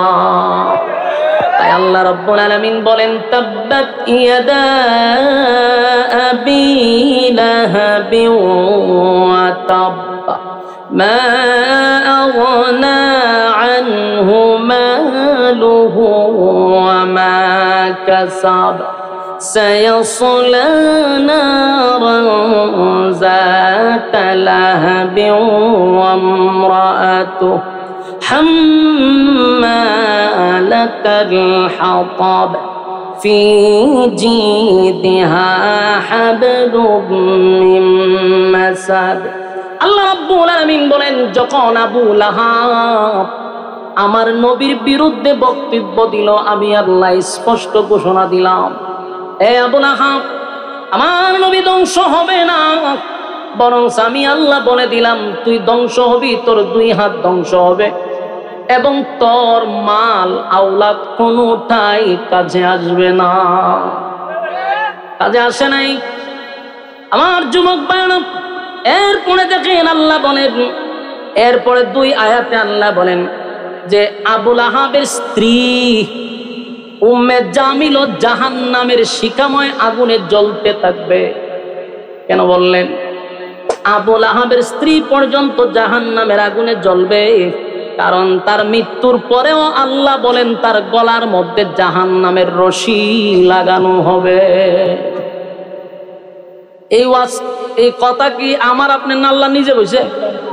যখন এই সূরা আয়াত নাজিল হয়ে গেল, এই আয়াত যখন নাজিল হয়ে গেল, তখন তাদের কাছেও খবর পৌঁছে গেছে, আবু লাহাবের বউয়ের কাছে খবর গেছে, শুনছনি তোমাদের বাতিজা, তোমার বাতিজার আল্লাহ তোমাদের বিরুদ্ধে একটা সূরা নাজিল করছে, তোমার বিরুদ্ধে, তোমার স্বামীর বিরুদ্ধে। তোমার বাতিজা বলছে তোমাকেও নাকি, তোমার বাতিজা বলছে তোমাকেও জাহান্নামের আগুনে জ্বালানো হবে। এই কথা শুনে আবু লাহাবের বউ একটু মেজাজ গরম ছিল, মারাত্মক মেজাজ গরম। এই কথা শোনার পরে সে একটা পাথর হাতে লইছে, পাথর হাতে লইয়া তার উদ্দেশ্য হলো আমার বিরুদ্ধে এত বড় কথা বলা হলো, সাথে সাথে পাথর লইয়া গেছে নবীরে মারবার লেগে। চিন্তা করছেন এই মহিলাটা একটা পুরাপুরি বেড়ার মতো নই? কথা ঠিক নেই? এরকম বেড়ার মতো কিছু মহিলা আসেনি সমাজে? মাধ্যমা বেড়াও পারে না। এই মহিলার এত ভাবা আমার জীবন আমি অনেক দেখছি, লজিং টজিংও থাকছি তো অনেক জাতির দেখছি, বেড়ায় পর্যন্ত ভারে না। কমা বেড়ির ভাওয়ারের সুরে কিয়ামত সুরে পুরা সংসারটার মধ্যে টং টং করে পুরা ঘরটা আসেনি রকম। তা বলে একবার বউ এরকমই আছে, হাতটা লয়ে খাবার তেমনি গুছা দেহ কিতারে আমার নাম এরকম অপবাদ মেরিলে মস্কা হাত লইয়া গেছে। আর আল্লাহ রাসূলের সময় খানে কাবার সামনে বৈশাখ তেলাওয়াত করতেছে, সুবহানাল্লাহ। কাছে অনেক সাহাবীরা বসা ছিল, একেবারে নবীর কাছেই বসা ছিল হযরত আবু বকর সিদ্দিক রাদিয়াল্লাহু তাআলা। আবু লাহাবের বউ খুব রাগে হাতটা লইয়া গেছে, গিয়া নবীর সামনে দাঁড়াইছে, নবীর সামনে দাঁড়াইছে, দাঁড়াইয়া আবু বকরের উপরে টিপছে, এই মিয়া তোমার বন্ধু কও? আল্লাহর রাসূল কিন্তু পাশে বসা, কিন্তু আবু লাহাবের বউ কয় মুহাম্মদ গেল কোথায়? সাহাবায়ে কেরাম আশ্চর্য সেটা কি থাকবে মাথার দোষ নাকি হ্যাঁ কোস্তা খাই সত্যি না ডেড বা আবুল তাবুল খায় না অনেকে খাইলে কি কয় কি না এরা ওই ঘটনা কি রাসূল দি কোরআন তেলাওয়াত করতে হেতে দেখে না তো কইতেছে গেল কও আবু বকর ঘটনাটা কি তারে আমি যে দেখি হাত দিয়ে রাসূলকে ধরছে রাসূল তো কাছু সবাই দেখতেছে কিন্তু এই মহিলা দেখে না এটা আমার নবীর মুজিজা সুবহানাল্লাহ এটা কার মুজিজা আল্লাহ কয় আমি মানুষের কাছ থেকে আপনাকে হেফাজত করব হেফাজত করছে না তো পাথর দিয়ে মেরে লইলে উড়াইয়া বড় হাত তুলে লইছে মহিলা তো খারাপ খারাপ মহিলা আমরা এলাকাটা এক মহিলার গাছ কাটছে সরকারি রাস্তার মাঝে গাছ করছে দেখাই চলেছে ও মা গো মা এই মহিলা গাড়ির নিচে পড়ে রয়েছে আমার উঠে গাড়ি লিয়ে যা আমি এই দৃশ্যটা ও গাড়ি লিয়ে যা আমার উঠে আমার গাছ না লাগাইয়া দেওয়া পর্যন্ত আমি গাড়ির সাক্ষাৎ থেকে লড়তাম না বেড়াই তখন জীবনে কত জায়গা দেখলাম এরকম তো দেখছি না বেড়াইতে ফোন দিতে চতুর্দিকে সার গাড়ি তো সামনে আগায় না মহিলা গাড়ি সাক্ষাৎ তোলে বইয়ের সিটে তোলে বেগুন নিচে সে টাকা দিয়ে গেছে জরিমানা দিছে বলে তখন যা বেড়া বউ যে বেড়িয়ে জামাই এলা হারি এখন ঘুমা তার ভাবার আছে দেখছ নি গাছের পুরা টেকা লই লিছে বেড়ে আট লাগায় এরকম মহিলা আছে না পাওয়ার পাওয়ার মারাতে বেড়াইন তো ডরায় সেই আবুল আহেব তোর বউরে ডরাইতো কিন্তু আল্লাহর নবীর মুজিজা হলো সবাই নবীরে দেখলো কিন্তু তাই দেখে না দেখছে না পরে তাই কবিতা জানতো জাগাত কবিতা তাই বানালিত কবিতা পড়ছে বইটা টুইলা নবীর বিরুদ্ধে বিশ্রী বিশ্রী কথা বইলা মহিলা গেছে কিন্তু আল্লাহ রাসূলের কাছে সাহাবায়ে কেরাম হুজুর ঘটনা কি আমরা আপনাকে দেখতেছি এই মহিলা দেখলো না কেরে কয় আল্লাহ তার মাঝখানে আর আমার মাঝখানে একটা পর্দা দিয়ে রাখছে সুবহানাল্লাহ এই আমার নবীর মুজিজা এই আবু লাহাবের বউয়ের কথা কেন কোরআনে আসলো দুইটা আয়াত কেন এই মহিলাকে নিয়ে আল্লাহ নাজিল করলো এটার কারণ আছে কারণ যেমন তেমন মহিলা না তাই কিন্তু সম্ভ্রান্ত পরিবারের ছিল মানে অবস্থা বালা ফকিন্নি নাই টাকা পয়সা আছে বাপের বংশ খুব শক্তিশালী সর্বদিক দিয়া তার টাকা পয়সা আবার জামাইরও টাকা পয়সা আছে সে তো স্বয়ং সম্পূর্ণ মহিলা টাকা পয়সা আছে তাই আবার আলাদা একটা পাওয়ার আছে কিন্তু এই মহিলা কিপন ছিল খুব মারাত্মক কিপন মহিলা এই উম্মে জামিল যে মহিলা তাই কিপন ছিল গড়ে আগের জামানায় টাকা পয়সা হইলে দাসী বান্দি রাখতো কাজ করো বললে তে দাসী বান্দি রাখলে টাকা দেওয়া লাগে না এই টাকা দিব কইরা এই মহিলা কোনো দাসী বান্দি রাখতো না টাকা দিব ওইরা তাই কি করতো নিজে ওই রান্না বান্না করার লেগে পাহাড়ে যাইতো বা গিয়ে নিজ ওই দাও দিয়া লাকড়িটাকে কুবাই নিত বুঝলেন এটা কেমন বেড়ি কথা কয় না নিজ ওই সব লাকড়ি মানকে খাইটা লইতো খাইটা এই লাকড়ি গুছাইয়া এই মহিলা রশি দিয়া গলার মধ্যে বাইন্দা এরপরে এইভাবে আনতো বাড়িতে না রান্তো নিজেরটা নিজেই রান্না বাড়া করতো এই জন্য আল্লাহ কয় এই মহিলাকে জাহান্নামের ভিতর গলার মধ্যে রশি লাগাইয়া আমি তাকে জাহান্নামে ফেলাবো বেশি ভাবার চাইছেন আল্লাহ হয় সাইজ করুম আমরা কিন্তু বিরক্ত হইতো ডাবল সুবিধা খারাপ না তখন নরিন না তখন চিন্তা করছেন বিষয়টা এই মহিলা সে নিজেই লাকড়ি কাটতো নিজেই লাকড়ি আইনা রান্না বাড়া করতো নিজের কাঁধে রশি লাগাই আনতো আল্লাহ এই রশিতে তোরা জাহান্নামে ফেসাম এমনি এমনি তো তার নামে 2 আয়াত নাযিল হইছে না তাই সাংঘাতিক মহিলা ওই যে আপনারা এলাকার ঠেডা মাডা লয় না ঠেডা মারে না ঠেডা এটা দেখি তা হয় আমি এক জায়গা আছি বাস্তব না বাস্তব আর যুবক বাংলা আল্লাহ রাব্বুল আলামিন বলেন এই মহিলা এমন এক মহিলা সাংঘাতিক ছিল সমাজের মধ্যে যত দরবার লাগাইতো মহিলা লাগাইতো ঘরের ভিতরে কাউরে শান্তি দিত না এই মহিলাটা ছিল তখনকার মধ্যে সবার ঘরে ঘরে যদি কুন্দল লাগে দরবার লাগাই দিলে হে লাগাই দিত কাউরে শান্তি দিত না হে আবু লাহাবের বউ প্রত্যেকটা ঘরের মধ্যে দ্বন্দ্ব লাগাই রাখতো এবং আবু লাহাবের বউয়ের ব্যাপারে বলা হয়েছে আল্লাহর হাবিবের বিরুদ্ধে যত দুশ্মনী হইতো এই আবু লাহাবের বউ সেটারে সাপোর্ট করতো নাউজুবিল্লাহ বাড়ি দিয়ে কইবা আবু লাহাব নবীর বিরোধিতা যা করতো বেশিরভাগ নিজের বউ উম্মে জামিল সাপোর্ট দিয়া দিত অথচ আপন বাতিজা আপন চাচি আল্লাহর নবী একদিন চোখের পানি ছেড়ে দিয়া কান্না শুরু করলো। নবীর চোখ দিয়া মুক্তার দানার মতো টপ টপ করে পানি পড়তেছে। আল্লাহ জিবরাইলকে একদিন পাঠায়। জিবরাইল আইসা দেখে আমার নবীর চোখ বেয়ে বেয়ে যেন পানি পড়ে। আল্লাহ কয়, জিবরাইল রে, আমি সব বরদাস্ত করতে পারি, কিন্তু আমার নবীর বিরুদ্ধে যদি কেউ কথা বলে, আমার নবীর চোখ দিয়া যদি পানি পড়ে, আমি মালিক বরদাস্ত করতে পারি না। দেখ আমার বন্ধু কেন কান্দে, আমার বন্ধু কেন কান্দে গো। জিবরাইল কয়, হুজুর, হঠাৎ করে আপনার মনে এত কষ্ট, চোখ দিয়া মুক্তার দানার মতো আপনার পানি পড়তেছে, আল্লাহ আমারে পাঠাইছে, কেন কান্দেন সেটা জানার জন্য। জিবরাইল কে আল্লাহর নবী বলেন, জিবরাইল রে, আমার কলিজার ভিতরে যা ঘটতেছে, যা হইতেছে, সবটা আমার মালিক জানে। জানার পরেও কেন পাঠাইল? আল্লাহ বলেন, বন্ধু, আপনার জবান দিয়া বললে আমার ভালো লাগে। আমনে বললে আমার কাছে একটু ভালো লাগে, আমি তো জানিও না, আপনি কন আমি শুনি। তাই বন্ধুরে আল্লাহ বলেন, বন্ধু বলেন কি অভিযোগ আমার কাছে পাও। নবীজি কান্দে আর বলে, মালিক, জন্ম হওয়ার পরে বাবারে দেখলাম না, মাও কিছুদিন পরে দুনিয়ার থেকে বিদায় হয়ে গেল, চলে গেলাম আমি উম্মে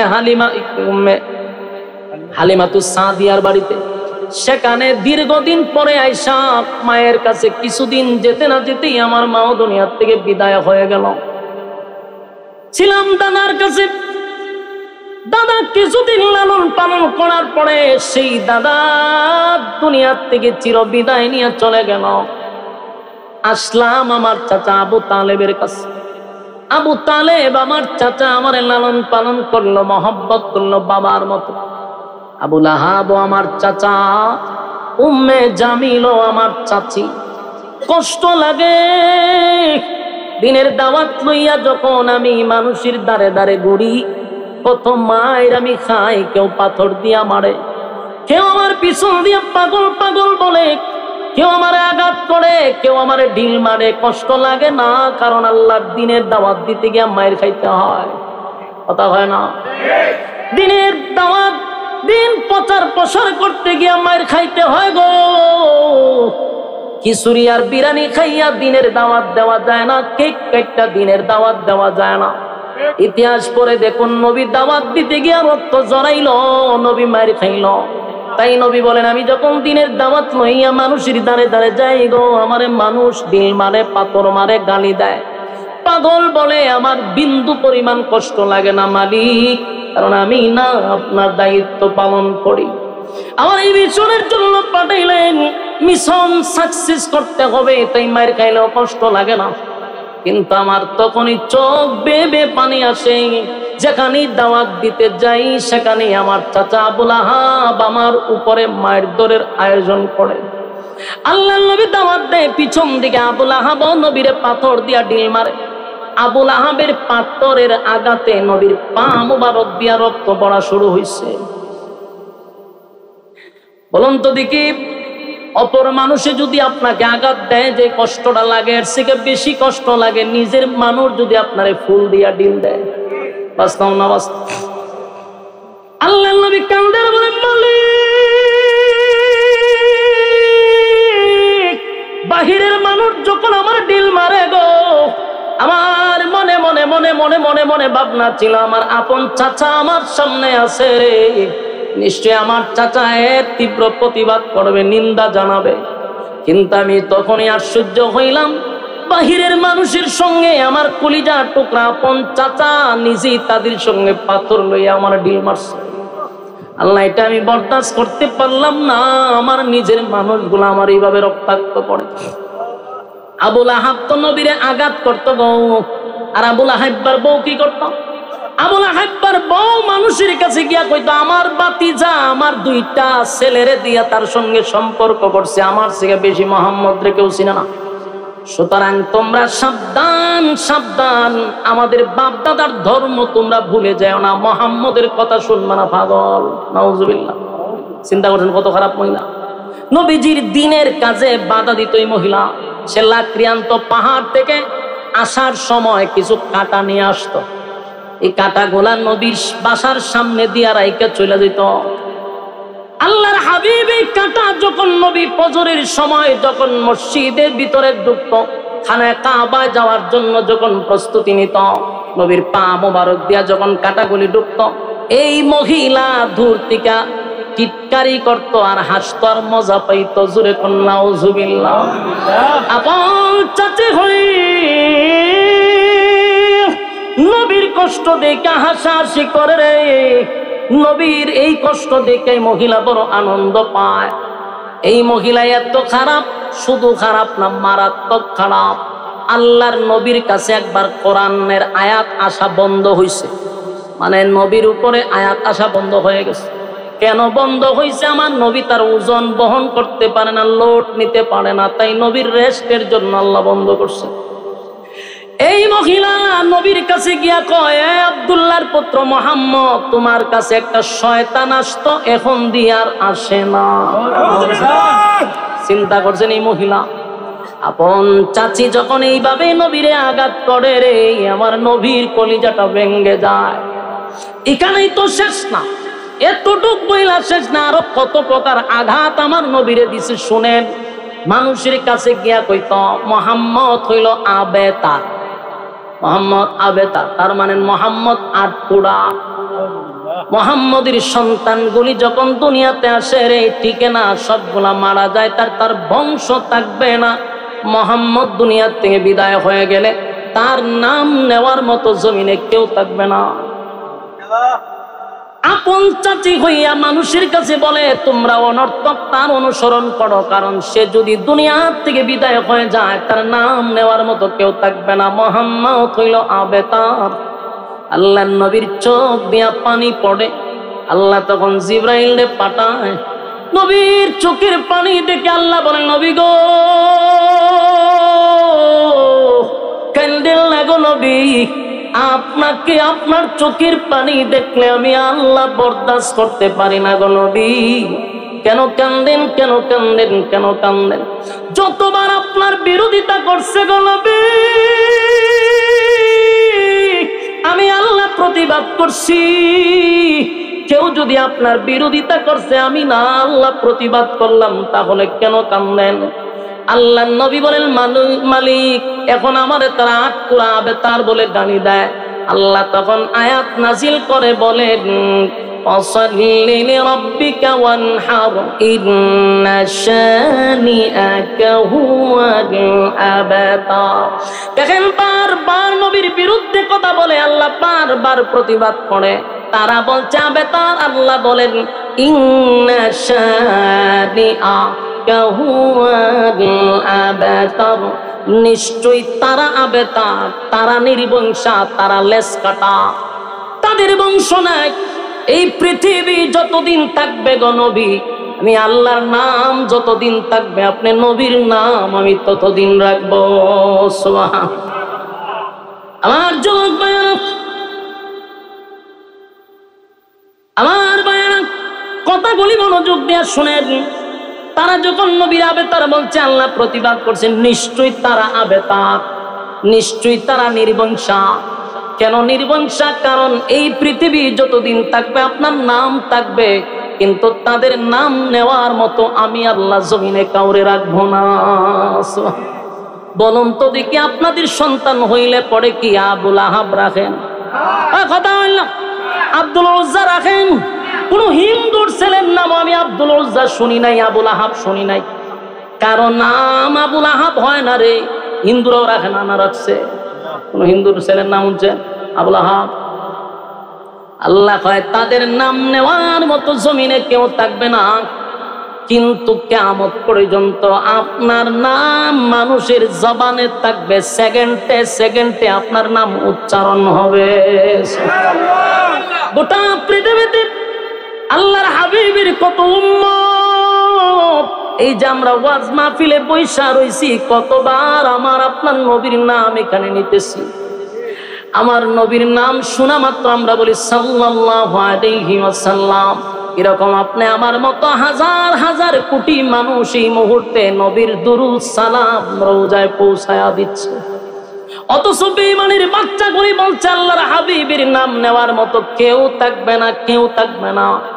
আল্লাহ বলে, বন্ধু এই জন্য বুঝি কান্দেন? কান্দেন না, কান্দেন না, কারণ আপনার নাম আমি রাখবো গো নবী। টেনশন করার কোনো কারণ নাই। পয়গম্বর, আপনার নাম জমিনে থাকবে, আমার নামও বলবে, আপনার নামও থাকবে। এই জন্য আমার নবীর জন্য আল্লাহ একটা সূরা নাজিল করছে, সূরা কাউসার। এই সূরাটা হলো শানে রাসূল। আরেকটা সূরা হলো সূরা ইখলাস, এটা হলো শানে ইলাহি।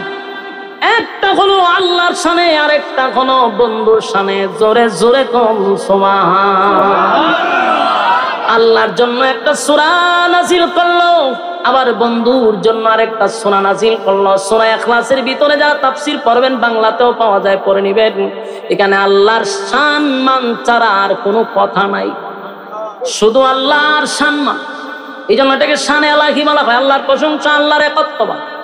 একত্ববাদী খোদার ব্যাপারে এই সূরা এই ভিতরে ছাড়া আর কোনো আলোচনা নেই।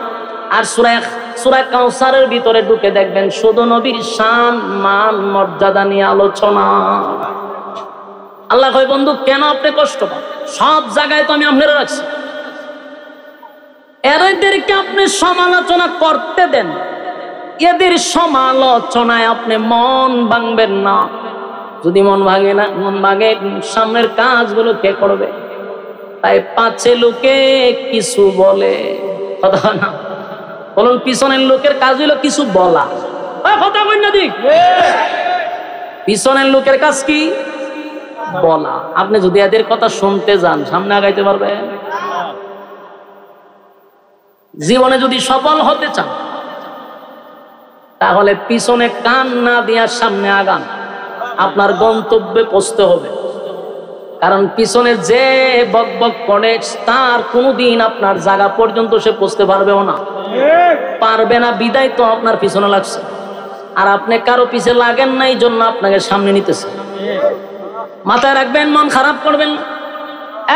যখন দেখবেন কেউ আপনাকে নিয়ে সমালোচনা করে, কেউ আপনাকে নিয়ে বৈঠক করে, দোকানে, শ্বাসতলে, সব জায়গায়, বুঝবেন আপনি কিছু একটা হইছেন। সুবহানাল্লাহ, কথা বলেন। আপনি বুঝবেন আপনি কিছু একটা হইছেন। যদি আপনার নিয়ে সমালোচনাই না হয়, তাহলে কিতা হইছে? আপনি কিচ্ছু হইছেন না। সাধারণ মানুষকে নিয়ে কেউ সমালোচনা করেন, প্রতিষ্ঠিত মানুষকে নিয়ে মানুষ সমালোচনা করে, তাই বুঝবেন আপনি কিছু একটা হইতেছেন। তাই আপনি কান দিবেন না, তারে সমালোচনা করতে দেন। কথা হয় না? তারে সমালোচনা করতে দেন, তার আটকাইবেন না। এক বুজুর্গ মাঝে মধ্যে তার খাদেম রে দিয়ে 1 কেজি মিষ্টি বাড়াইতো একজনের বাড়িতে। খাদেমে মিষ্টি নিয়ে দেহে সর্বনাশ, এই লোক তো আমার শায়েকের বিরুদ্ধে প্রতিদিন গালাগালি করে। এই লোক তো লোক বালা না, আমার শায়েক এসে তার জন্য মিষ্টি বাড়াইলো, অথচ আমার শায়েকের 14 গোষ্ঠী উদ্ধার করে। হে ঘটনা গিরে কোন জায়গা বলে লইলাম নাকি? মিষ্টি উষ্টি দিয়া গিয়া হুজুর কার কাছে পাঠাইছো? এটা হুদ্দা শয়তান, শয়তানের খারাজিল কি? প্রতিদিন আপনার বিরুদ্ধে কথা না হইলে ঘুমো ধরে না, এর কাছে নিয়ে হাতিয়া পাঠাইছেন। বলে হ, কারণ এর সিগা আপন আমি আর কেউ দেখি। কথা বুঝতেছেন? বুজুর্গ কয়, এর সিগা আপন আমার কেউ নাই। হুদাও দিয়ে আমার গুনাহরা হের কাছে যাইতেছে, আর এর নেকি যে সারাদিন করে, এটা আমার অ্যাকাউন্টে জমা হইতেছে। ইরম বন্ধু ভাবুক। সুবহানাল্লাহ। সারাদিন কষ্ট করে, তাহাজ্জুদ পড়ে, 5 ওয়াক্ত নামাজ পড়ে, তাসবিহ করে, জিকির করে, কিন্তু শ্বাস তোলে বইয়া বইয়া বইয়া খালি এর বিরুদ্ধে কথা বলে। বালা না, এর ভোলা বালা না, এর মাইয়া বালা না, এর 14 গোষ্ঠী বালা না। সুবহানাল্লাহ। কতন পরে পরে তসবিহটা না সুমা দেয়, আর খালি মানুষ বদনাম করে। সুবহানাল্লাহ, তেমন ঐতি আছে। তসবিহ ফালা দিতা করে, চা খায়ের কয় এর ফুলাটা কোনো না বেলছে, কয় হুদ্দা শয়তান। সুবহানাল্লাহ, সুবহানাল্লাহ, সুবহানাল্লাহ। হে যে খারাপের খারাপ রে। সুবহানাল্লাহ, সুবহানাল্লাহ। সারাটা জীবন খালি মানুষের ঠকাইছে। সুবহানাল্লাহ, সুবহানাল্লাহ। সাদে এক কাপ সুমা দালাইছে, 100 হয়ে গেছে। তাস করে সুমা মারে দেয় 100 দিয়ে গো সাদে সাদে সাদে। এইরকম এরকম আসেনি, দেখছেন না আপনারা? তসবিহ করে, 5 ওয়াক্ত নামাজের সাথে নামাজও করে, কিন্তু মানুষের সমালোচনা হে রাত্রে ঘুমায় না। আরেক বেটার ফুলা চাকরি পাইছে, দোকানে বইয়া কেমনে চাকরিটা পাইল রে? আরে লেখাপড়া করাইছে, কোন লেখাপড়া করেছে রে? হয় লেখাপড়া তো ভাই সব খুব ভালো জায়গা করছে, তো লাভ হইতো না, চাকরি বেশি দিন টিকতো না। তো বছর খানে গেছে, চাচা চাকরি তো টিকে গেছে, টিকলে কেমন হইব? বেতন বেশি পাইতো না। চাচা 1 লাখ টাকা বেতন পায়, বেতন বেশি পাইলে কি খাই থাকতো না। চাচা ইচ্ছা মতে খায়, খাইলে কি রোগ হয়ে যাবো, ক্যান্সার হয়ে যাবো, মরে যাবো। কোনো ঢই সহ্য করতে পারে না। আছে না নাই? এরকম লোক আরেক বেচারার বাড়িতে ভালো খায় ভালো ফিন্দে হের রাত্রে ঘুমানো খালি 4টায় ঘুমা ধরে না কেড়ে রে তোর তো অশান্তি গেল। আর হিংসুক যারা এরা শাস্তি দুনিয়াত কি শাস্তি? আরেকজনেরটা দিকে দেয় জ্বলে জ্বলা ঢইয়ার শাস্তি, ঠিক নেই? আপনি তো মাশাআল্লাহ সুন্দর চলতেছেন, খাইতেছেন, কোনো টেনশন না, আপনি ঘুমাইতেছেন, সংসার চালাইতেছেন, কিন্তু হ্যাঁ আমাদের সেটাই থাকে, এরকম ধরে না। আল্লাহ এটা প্রথম শাস্তি তোর দুনিয়া। এই জন্য কারো সমালোচনায় কান দেওয়া যাবে না, এরা সমালোচনা করতে দেন, ঠিক না বেটি? আমার যুবক বায়না, ওই আবুল আহাবের বউ এবং আবুল আহাব নবীর বিরোধিতা করে। আল্লাহ কয় সাবধান নবী, আপনার কাজ আপনি চালায়া যান, বিরোধিতা যারা করে তারা বিদ্রোহিতা করতে দেন। এখন দেখেন লাভটা কি হয়েছে। কিছুদিন পরে আবুল আহাব চিন্তা করলো, রে কোনো বাবুই আটকানো যাইতেছে না, কোনো বাবুই থামাইতে পারতেছি না, খালি মুহাম্মদের সমর্থন বাড়তেছে। এখন আবু জাইলের সাথে গেছে, কে হোক এইভাবে চলতে থাকলে আমরা ঐতিহ্য ধরে রাখতাম না, এক সময় দেখা যাবে মক্কায় মুহাম্মদের কথা উঠবে আর বসবে, এর একটা ব্যবস্থা নেওয়া দরকার। তো কি ব্যবস্থা? ওই প্রত্যেক বছর থেকে হজ হয়, এই হজ কিন্তু আগের থেকেই ছিল, কথা বুঝতেছেন নি? হজ আগের থেকে ছিল এটা। তো প্রত্যেক মৌসুমে এই মক্কাতে এসে মানুষ হজ উমরা করত। এই আবুল আহাব্বার বউ আর আবু জাইল্লা মিল্লা একটা প্ল্যান করছে যে মানুষ গেইটে তার ঢুকলেই আমরা বইলা দিব মুহাম্মদের কাছে যেন কেউ না যায়, আর যদি যাওয়া শুরু করে তা আমরা পরবর্তীতে নেক্সট জেনারেশন আমরা পস্তাইতে হবে। তাই প্রত্যেক জায়গাতে খালি আল্লাহ রসুলের বদনাম করে, বিভিন্ন অপবাদ রাসূলকে দেয়। তো মানুষ ঢুকে আল্লাহ রসুলের নাম শুনে না, অথচ এই লোকটা আল্লাহ রসুলের নাম আগে শুনে নাই, নতুন করে তার কানে ঢুকাইতেছে।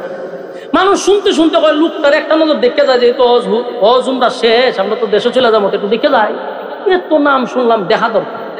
রাসূলকে দেখা মাত্রই আর কয় সর্বনাশ, জিন্দেগিতে দুই চোখ এত সুন্দর মানুষ দেখে নাই। ওইটা নিয়ে আমরা চতুর্দিকে শুনতেছি মুহাম্মদের বিরোধিতা। সর্বনাশ, যদি না দেখতাম তো আমরা জীবনই বরবাদ ছিল। মানুষ নবীর চেহারা মুবারক দেখে দেখে কালেমা পড়তেছে, সুবহানাল্লাহ। আল্লাহর হাবিবের কিছু মুজিজা ছিল ব্যতিক্রম, কারণ 2,24,000 মতান্তরে আমরা বলি অসংখ্য নবী রাসূল দুনিয়ার জমিনে আমার আল্লাহ পাঠাইল। এক এক নবীকে আমার আল্লাহ এক এক গুণ দিয়া পাঠাইছে, এক এক নবীর আল্লাহ এক এক মুজিজা দিছে।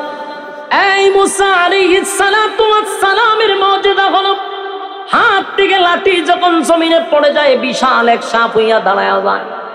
এরা অন্যার মসনদ কাঁপতে থাকে, সর্বনাশ, জীবনে বহু সাপ দেখছি, এরকম সাপ দেখছি না। আল্লাহ এটা মুসা নবীর একটা মুজিজা দিছে। কিতারে ভাই হত্যান ভরে ভরে কিতা ওই গজল মজল লেগে ওখানে নি, আমার তো এটা তবিয়তের বাইরে। এখন টুকা টাকা দিলে বুঝি আমি যে বয়ান শেষ করে নিতাম। আর এমন মাশাআল্লাহ 2 ঘন্টা সার্ভিস, কিন্তু ভালো সার্ভিস চলতেছে। 2 ঘন্টা সার্ভিস হয়ে গেছে গা, চিন্তা করছুন নি? 2 ঘন্টা সার্ভিস বাড়ির ধারে। আচ্ছা যাক, 8-10 মিনিটের কথা বলবো। এখন দেখেন ঘটনা কি হয়ে গেল। মুসা আলাইহিস সালাতু ওয়াস সালামের মুজিজা হলো হাত থেকে লাঠি ছাড়লে এটা পৃথিবীর সবচেয়ে বড় সাপ হয়। ফেরাউনের মতো ব্যক্তির গলার মধ্যে ভানি নাই। সর্বনাশ, সব বহু জাদুঘরে সাপ দেখাইছে রে, এমন সাপ তো আমার বাপ দাদা 14 গোষ্ঠীও দেখছে না। কাঁপতে শুরু করছে, এটা নবীর মুজিজা, ঠিক কিনা বলেন? মুসা আলাইহিস সালাতু ওয়াস সালামের বগল থেকে সূর্যের আলোর মতো বাহির হতো, এটা নবীর মুজিজা। আল্লাহর সঙ্গে কথা বলতো, নবীর মুজিজা। আর দাউদ আলাইহিস সালাতু ওয়াস সালামকে আল্লাহ কণ্ঠ দিছে, কণ্ঠের মুজিজা। দাউদ নবী কোন লোহায় ধরলে লোহাটা গলে গলে পানি হয়ে যেত, এটা দাউদ নবীর মুজিজা। আর ইউসুফ আলাইহিস সালাতু ওয়াস সালামকে আমার আল্লাহ সৌন্দর্য দিছে গো, পৃথিবীর অর্ধেক সুন্দর আমার আল্লাহ ইউসুফ নবীর দিছে। ইউসুফ নবীর আল্লাহ এত সুন্দর দিছে, এটা আমার নবীর মুজিজা ছিল। ইউসুফ নবীর আল্লাহ সৌন্দর্য দিছে, আর দাউদ নবীর আল্লাহ কণ্ঠ দিছে, আর সুলাইমান নবীর আল্লাহ বাদশাহী দিছে, মুসা নবীর আল্লাহ লাঠির মুজিজা দিছে, ঈসা আলাইহিস সালাতু ওয়াস সালাম আল্লাহ মুজিজা দিছে। হাজার হাজার পুরাতন কবরের সামনে গিয়া যদি বলে কুম বিইজনিল্লাহ, উঠো আল্লাহর হুকুমে, হাজার হাজার বছর আগের পুরাতন কবরের মানুষগুলা দাঁড়াইয়া ঈসা নবীর সঙ্গে কথা বলত। এক এক নবীর আল্লাহ এক এক মুজিজা দিল রে, কিন্তু আমার নবী যে আলাদা আলাদা আলাদা, আমার নবীর সঙ্গে কারো তুলনা হয় না, আমার নবীর মুজিজার সঙ্গে তুলনা হয় না। সমস্ত নবীদেরকে আল্লাহ যত মুজিজা দিছে, আমার নবীরে আল্লাহ একাই এর থেকে বেশি মুজিজা দিছে। একটা জবান বন্ধ রাখবেন না, জোরে কোন আল্লাহু আকবার, আরো জোরে কোন আল্লাহু আকবার। এই ইমানের আওয়াজ দিয়ে বল আল্লাহু আকবার।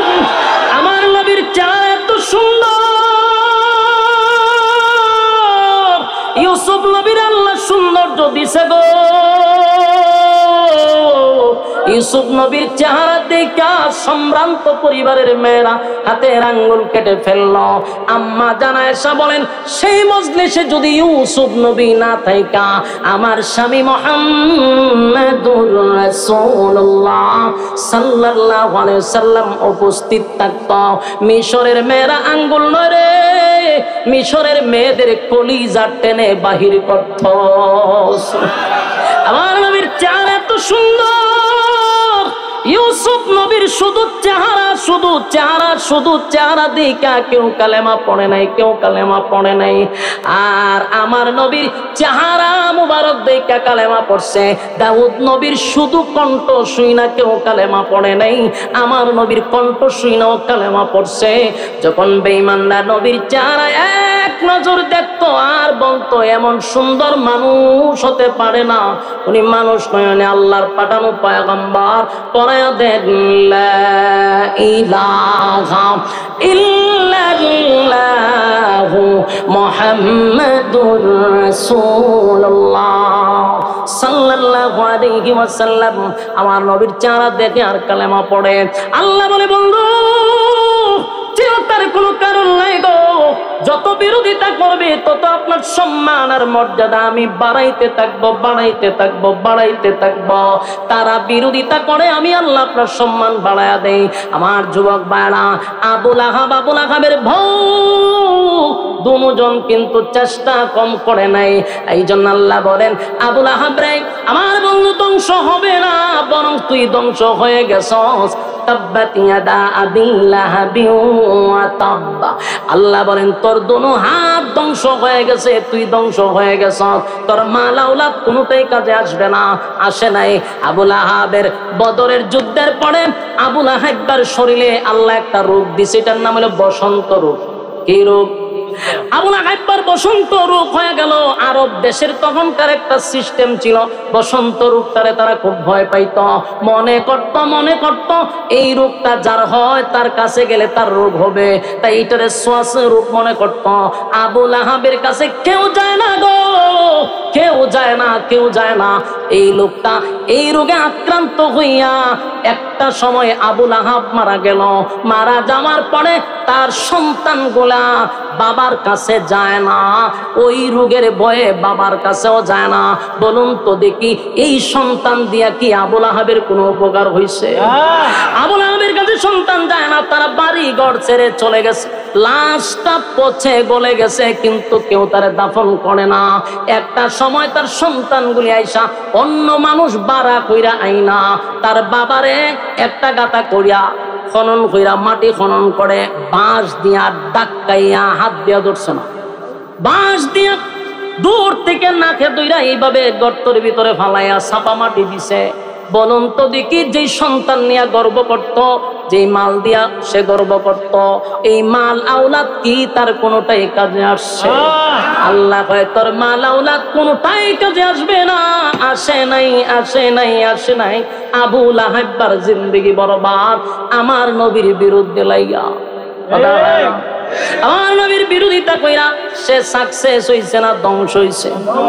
নেক্সট টাইমও যদি নবীর কোন ওয়ারিসদের বিরুদ্ধে আপনারা দাঁড়ান, টিপা যান, গালাগালি করেন, ওয়াদা দিলাম আবুল আহাবের বংশধররা যদি নবীর ওয়ারিস আলেমদেরকেও গালি দেয় রে, তাদের পরিণতি এমনটাই হবে। ঠিক কি বলেন?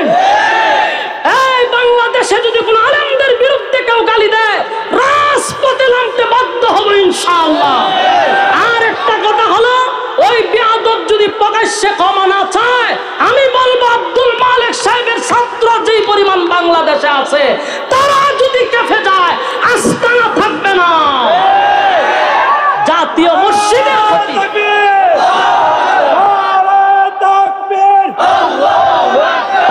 ইসলাম দিন ইসলাম জিন্দাবাদ জিন্দাবাদ। আল কোরআনের আলো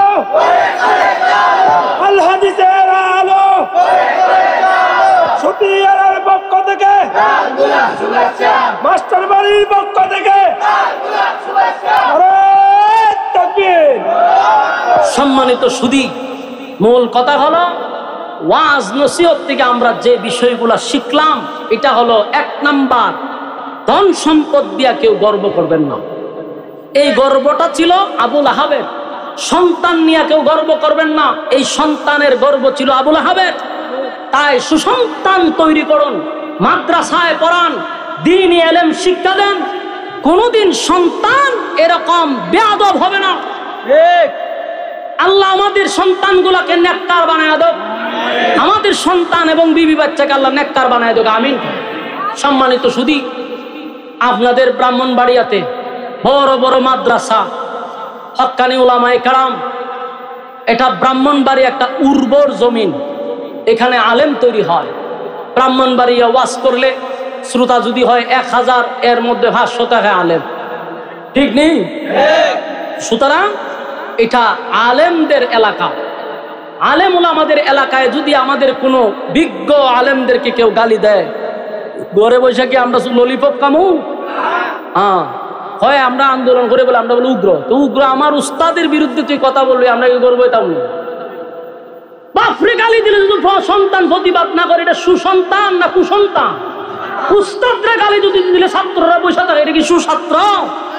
হ্যাঁ, এটা মাথায় রাখতে হবে। আল্লাহ বুঝার মানার তৌফিক দান করো। সম্মানিত সুধী, 2 ঘন্টা সার্ভিস হয়ে গেছে। আমরা যে কথাগুলি শুনছি, কথাগুলির উপরে বলনেওয়ালা শুনলেওয়ালা উভয়কে সহি আমল করার তৌফিক দান করে। আমি আরেকটা কথা হলো, আপনারা জানেন, আমার আগে হুজুরের কাছ থেকে শুনছেন, আমার একটা দ্বীনি প্রতিষ্ঠান আছে, ওই এলাকাতে মাদ্রাসা করা হয়েছে, প্রায় 100% জায়গা নিছি। আলহামদুলিল্লাহ নাই আপনার এলাকা 100% জায়গা হয়েছে। তো 100% জায়গা খেয়ে আমার বক্তব্য রাইনা দিছে, এডি ওয়াজ মাহফিলের টাকা দিয়া কিনা হয়েছে। কিসের টাকা দিয়া? ওই যে মাঞ্চকা আসবি টাকা নেই, 100% জায়গা ওয়াজের টাকা দিয়ে কিনা হয়েছে। 2 নম্বর কথা হলো, 3টা ভবন করা হয়েছে। এর মধ্যে আমার কিছু বক্তবৃন্দদেরও আছে, কম হোক বেশি হোক মানুষ এখানে শরিক হয়েছে। তা আলহামদুলিল্লাহ এই পর্যন্ত বহু টাকায় মাদ্রাসায় দেওয়া হয়েছে, ওয়াজ মাহফিলের টাকাই। আপনারা যা দেন গিয়া দেখবেন এখানে কিতা করতেছে। এখন একটা মসজিদের দরকার, একটা মসজিদ নাই। আপনারা খালি দোয়া করবেন আল্লাহ তাআলা যেন আমার মাদ্রাসার একটা মসজিদ নির্মাণ করার সুযোগ করে দেয়। আমরা অনেক সময় অনেকের মুখ দিয়ে শুনি, আমি মাদ্রাসার প্রিন্সিপালটা হয়ে 1 লাখ টাকা দিছি, 1 লাখ টাকা দিচ্ছি, দিয়ে এরপরে মানুষের কাছে চাইতেছে। আর আমি 2.5 কোটি টাকা ওয়াজের দিছি মাদ্রাসা। এরপরেও যদি আপনারা 1000 ইট দিতে আপনারা কষ্ট লাগে, সরাসরি গিয়া দিবেন। মসজিদের সাথে যাদের তৌফিক আছে মসজিদে দেওয়ার শরীক থাকার চেষ্টা করবেন ইনশাআল্লাহ। আল্লাহ তাআলার কাছে দোয়াও করবেন। আমার ব্যাপারে তো হুজুরে কইছো, আর কিতা শুনবে? এরকম একটা জায়গাতে মাদ্রাসা হয়েছে যেখানে 50 বছরের ভিতরে কোনো কওমি আলেম ফারাওই দিছে না। কত বছরের ভিতরে? 50। বাংলাদেশ স্বাধীন হিসেবে কেউ ফারাওই দিছে না। ওই জায়গাতে এখন আল্লামা সাজিদ শাহ হুজুর যায়, সেখানে বাংলাদেশের বড় বড় উলামায়ে কেরাম মুরব্বিরা আমার এখানে যায়। আল্লাহ রাসূল শুয়ে আছেন প্রেমের বাগানে, আল্লাহ রাসূল শুয়ে আছেন প্রেমের বাগানে, নবীর নাম শুনি কানে তারে দেখিনি জীবনে, নবীর নাম শুনি কানে তারে দেখিনি জীবনে। আল্লাহ রাসূল শুয়ে আছেন প্রেমের বাগানে, আল্লাহ রাসূল শুয়ে আছেন প্রেমের বাগানে, নবীর নাম শুনি কানে তারে দেখিনি জীবনে, নবীর নাম শুনি কানে তারে দেখিনি জীবনে। শুনো ওরে গাছের পাখি,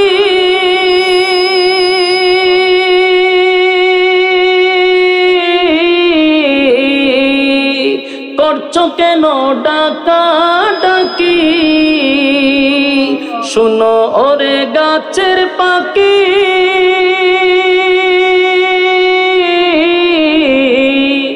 করছো কেন ডাকা ডাকি ওরে ডালেতে থাকিয়া বুঝি ডালেতে তাকিয়া বুঝি পুচ্ছ নবীকে নবীর নাম শুনে কানে হইতে পারাতে কেমনে হইতাম সাথে কই নবীর নাম শুনি কানে তারে দেখিনি জীবনে নবীর নাম শুনি কানে তারে দেখিনি জীবনে শোনো ওরে গাছের পাতা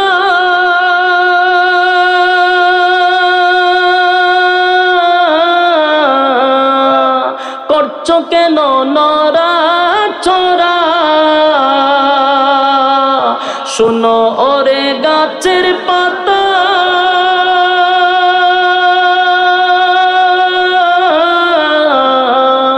করছো কেন নরা চরা ওরে ডালেতে থাকিয়া বুঝি ডালেতে থাকিয়া বুঝি কুচ্ছ নবীকে নবীর নাম শুনি কানে নবীর নাম শুনি কানে তারে দেখিনি জীবনে নবীর নাম শুনি কানে তারে দেখিনি জীবনে শোনো ওরে নদীর পানি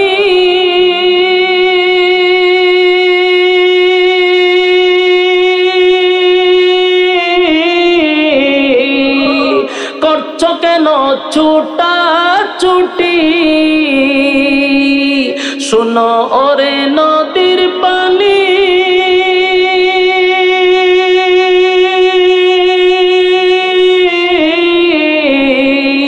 করছো কেন ছুটা ছুটি ওরে নদীতে থাকিয়া বুঝি নদীতে থাকিয়া বুঝি কুচ্ছ নবীকে নবীর নাম শুনি কানে তারে দেখিনি জীবনে নবীর নাম শুনি কানে তারে দেখিনি জীবনে আল্লাহ রাসূল শুয়ে আছেন প্রেমের বাগানে আল্লাহ রাসূল শুয়ে আছেন প্রেমের বাগানে নবীর নাম শুনি কানে তারে দেখিনি জীবনে নবীর নাম শুনি কানে তারে দেখিনি জীবনে এই সঙ্গীতটি আপনারা ইউটিউবে পাইবেন শুনে নেবেন আর আমরা যারা দীর্ঘক্ষণ সময় বসে আছি মোনাজাত দিব ইনশাআল্লাহ হাত তুলি ওই মোনাজাত দিয়া মাশাআল্লাহ লিল্লাহি তাকবীর লিল্লাহি তাকবীর হাত তুলেন বলেন ইনশাআল্লাহ মোনাজাত সহকারে